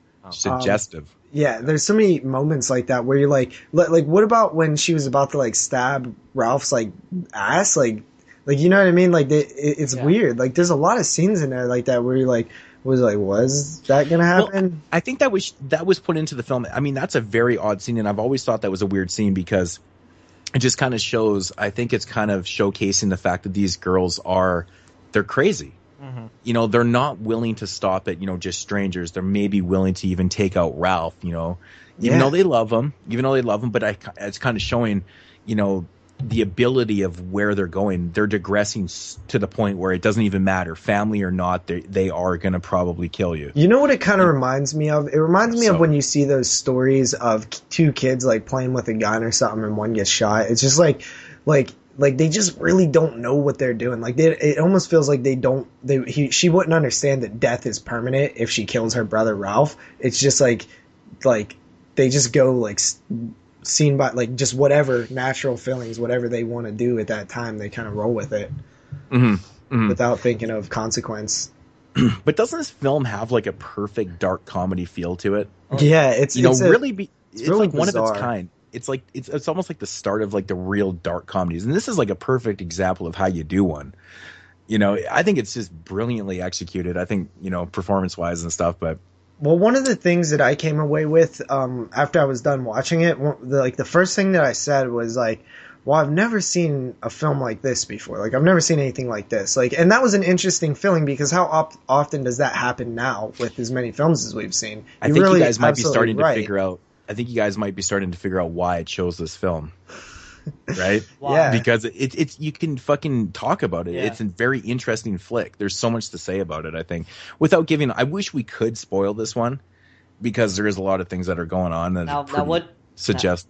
Yeah, I mean they're suggested in the film. It doesn't formally say it. I mean, obviously by the original title, kind of gives it away a little bit. But so, what do you think is suggested? Well, I meant just with the cannibalism. That's what the movie is technically about. I mean, obviously, it's really kind of forward, towards the end and stuff like that. But at first, you're just like, okay. The very first time I watched this movie, I was like, well, it can't really be about cannibalism because, cannibalism in the 60s was, it was very taboo. It didn't really happen. It was foreign. And, it didn't really happen until, I guess you can consider, Night of the Living Dead as a cannibalistic film. I mean, zombie films, it's always been, that's an argument, but. Well, it is. This one has subject matter at the time, that just... before zombies were established, it was definitely more looked at as cannibalism in 68. Mm-hmm. Yeah, man. One of my favorite scenes in this movie is the dinner scene. Me too. That's my favorite scene. I love dinner scenes in films in general. I mean, but seriously, But it felt like Texas Chainsaw dinner scene. That would have felt like. The conversation's so brilliant in this film when the uncle turns to, you know, his wife and he's like, "You like horror films?" And she's like, "Oh," and Wolf she starts man. talking about the mummy and the wolf, and she's like, "I love the mummy the way he walks, and I love the wolf man. It's gonna be a full moon." And then Lon Chaney pipes up and he says something, "It's gonna be a full moon tonight." And I'm like, oh my god, it's so fucking brilliant because he was the mummy and the wolf man. Yeah. Right? Yeah. It's so fucking brilliant the way they executed and that. it was Frankenstein. And it's just awesome. It's just so fucking good. It's just, they threw that in there. It's just brilliant. That guy did everything, man. Yeah. I just fucking love that scene so much. I just feel like a lot of people might not get this film. I feel like it's very easy to kind of like not understand. Mm-hmm. Yeah, I don't know, man. I like, you know, from an entertainment, you know, perspective, like, were you guys like super entertained throughout the whole film? Or I mean, I definitely going, like, what the fuck is this kind of thing? I think this movie's insanely entertaining. I think it's beautifully shot. I think the cinematography is fantastic. Yeah, I was going to say that. Yeah, the cinematographer, I watch it, you know, in the special features, he talks about, you know, he's actually very, very well fucking known as cinematographer and stuff. And, you know, him talking about the film and the way he did shots and stuff, I'm like, holy fuck, man. For like, this movie was low budget. Yeah. Like, they had no budget for this film. And this guy stepped in, and it was amazing they even got the cinematographer to do the film. But he comes in and he does all this crazy shit, and everyone's like, holy fuck, this guy's actually a professional, you know, because everyone's kind of amateur, hasn't really done a lot of things. It definitely... Besides Lon Chaney, right? You know, for all the actors and stuff, no one's really done a whole lot. And they have the cinematographer that like knows film and it's like amazing. And this movie turned out fucking brilliant. Like, even Jack Hill said, he goes, this movie shouldn't have fucking turned out like this, man. It really shouldn't have. But, you know, a fluke by casting and having a good cinematographer. Sometimes you just catch lightning in a bottle, man. Exactly. Now that I think of it, I think Lon Chaney played every Universal monster besides the Creature. He played the Mummy, he played Wolfman, he played Frankenstein, and he played Dracula. He played all four. When did he play Frankenstein? Ghost of Frankenstein. When did he play Dracula? What the fuck? Son of Dracula. Oh. I'm actually completely unfamiliar, so I wouldn't know. But what I was actually watch. Come to think of it, he did play a lot of Universal monsters. Yeah, if you watch, I always think of him as the, like, you know, as the Mummy. Yeah. I mean, and the Wolfman. Like, I mean, that's what I completely think of him as. When you get around to watching the monster movies, JP, watch the Frankenstein sequels. They're really fucking good. Yeah. They are really good. Yeah, especially the last two with Bela Lugosi. They're really good. Definitely. Yeah. But one thing that I wanted to say was I definitely enjoyed like the old rickety farmhouse that kind of has like, it's like, you know, spooky, you know, it's like that old spooky feel that you still had in the, you know, it's kind of going away now in 1968, but it was filmed in 64. So it still had that, you know, with the music and stuff, and just that spooky old school feel that I like. I love that house too, man. That was actually a real house, and they had a hard time because they wanted to make it look like it was kind of secluded, you know, like it was a house all by itself, but it's actually in a neighborhood, right? But the cinematographer managed to capture, you know, that feel of this house being kind of all by itself in a desolate area, you know, where you had to drive out to the fucking, basically your house, JP. You know, so you had to drive out, and it felt like it was in the country and stuff, but it's actually not. You know, I learned that from the special features, and I was like, man, and even Jack Hill, he goes, it's fucking amazing when I watch the movie how they capture that, because it's, you know, them obviously knowing where this house was. You know, it's really cool how they captured it and stuff, but man, that house was fucking huge. Yeah. Huge. Like them walking up those steps, I was like, man, that's a big motherfucking house. They don't make houses like that anymore. Very cool. But I don't know, man. I think this movie is fucking brilliant, dude. I love the whole ending of the movie. I think it's just fucking fucked up. I love the part Virginia kisses her dad goodnight. Yeah. Come on, man. That's fucking. I feel like this film was very influential for a lot of films, like Texas Chainsaw Massacre, House of a Thousand Corpses. Like, I got a lot of feel from that. Like, the whole dead body, keeping your relatives around thing. Like, hey, you know that. Like, was it done before this? Yeah. I don't know. Was it? I don't know. I don't know. I actually don't know. I mean, there's a lot of things. I mean, watching this movie again, I was thinking to myself, going, what was the very first film that actually dealt with like cannibalism? Like, obviously on a zombie type tip, it would be Night of the Living Dead. How'd I Walk with a Zombie? But like cannibalism, besides like a zombie type thing. Mm-hmm. Well, like what was a movie that really kind of had the undertones and was cannibalistic, without having zombies in it? Yeah, I mean, that would be curious. I actually can't think of one. It's pretty interesting, but I don't know, man. I just absolutely adore this film. It's such a fucking shame too. Jill Banner, the girl that played Virginia, she died. She got killed in 1982. And she was actually basically my age. She died when she was 35 years old. She got killed in a car accident. Drunk driver hit her and fucking she flew out of her car and stuff like that. The interesting thing about her is that she was actually in a relationship with what the fuck's his name? Shit, I totally fucking just blanked on his name. Damn, totally forget. But it's such a fucking tragedy though, man, because she was fucking beautiful, man. Like, really, really beautiful. Did you notice the song at the beginning of the film? The what's that? The opening song. Oh yeah, it was goofy. It's like such a goofy way to start out the movie. I know. I was like, "What the fuck is this?" Yeah. Apparently, Lon Chaney sung that though. I like the opening credits. Like, it's are you goofy. talking about like the opening credits and stuff? Oh yeah, I like it too. But I mean, it's goofy. It's quirky. Like, just odd way to start a film. Yeah, I don't know, man. I kind of enjoyed it. Like, it kind of sets. I mean, it doesn't really do much for like the tone of the film and stuff because it kind of puts you one way and then you kind of go to another. Marlon Brando. That's who I'm thinking of. Fuck, I just remembered. She was in a relationship with Marlon Brando. And Marlon Brando, even after her death, even said it was the only woman that he ever loved. I'm like, that's fucked up. Yeah. It's crazy. Apparently, she was she was living with Marlon Brando working on scripts for this new film. And she got in this car accident going home one night. And I was like, damn. Did you know that Jack Hill, during the filming of this film, this is some IMDb trivia, by the way, wrote a treatment for a sequel called Vampire Orgy, which followed Peter and Anne on their honeymoon. Huh. Nice. Because, Peter would have been the sole survivor. Was it Peter's character? He was the narrator of the film, right? Yeah. So, yeah.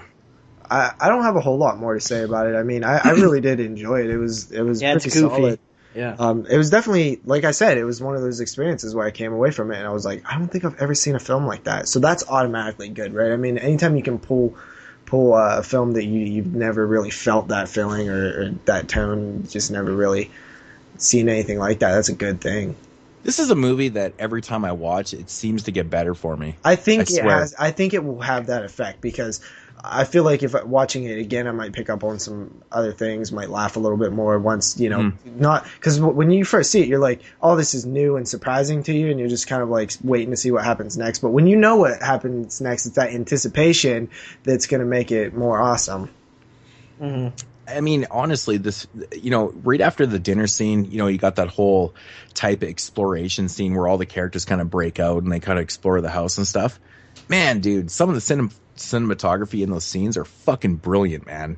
Like, really, really brilliant. Like, dude, when the girls are standing at the top of the stairs and they're filming from, like, down below and stuff, I mean, that shit is fucking brilliant, man. Doesn't it look just amazing? Like, it looks so damn good. Yep. Nothing? Absolutely. I love that. I mean, how it's exploring like all these characters. That's where, part of the scene where where the the older auntie. Well, she's married to an auntie, but where she's changing and stuff. And goddamn, she's sexy. He's fucking still sexy. Man, you know what's so crazy? She's still alive. Yeah, I know. She's like 90. Yeah, Holy it's so shit. fucking nuts. She's like still alive. And like Jack Hill in the he's like doesn't even know where the fuck she is. She hasn't done a movie in like fucking 30 fucking plus years. She's like kind of fallen off the face of the earth, but pretty interesting stuff. But I love that whole scene where everyone's kind of exploring, and yeah, I'll just leave it there. I don't want to give anything away, but you know, love this movie. Ratings, guys. Jeremy. Give it 7.5 out of 10. All right. I'm also coming in with a 7.5 out of 10. Yeah, that's what it feels like to me. Awesome. I have always loved this movie. I think it's just low budget fucking brilliance, in my opinion. I think everything about this movie is just awesome.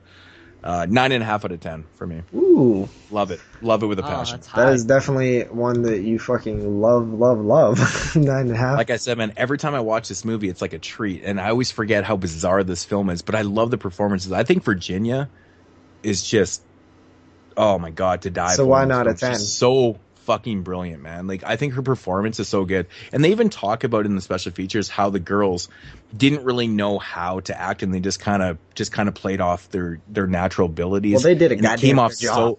They came off so well. They actually seem so damn creepy and weird and shit. And I think it's so good, man. You know, So for why not people a that 10 really then? didn't have. I don't know. I actually don't know. Like, You need to like sit I said, down and really consider like what your 10s are and what they aren't, because I feel like sometimes you want to give stuff a 10, but you're just scared of them. I know. I am totally scared of giving 10s, man. It's fun. But yeah, you know, Spider Baby. Awesome flick. Love it. Good stuff. So I guess that's going to conclude the, I was going to say 39th episode of the 22 Shots of Moods and Horror Spider Baby featured review episode. Jeremy.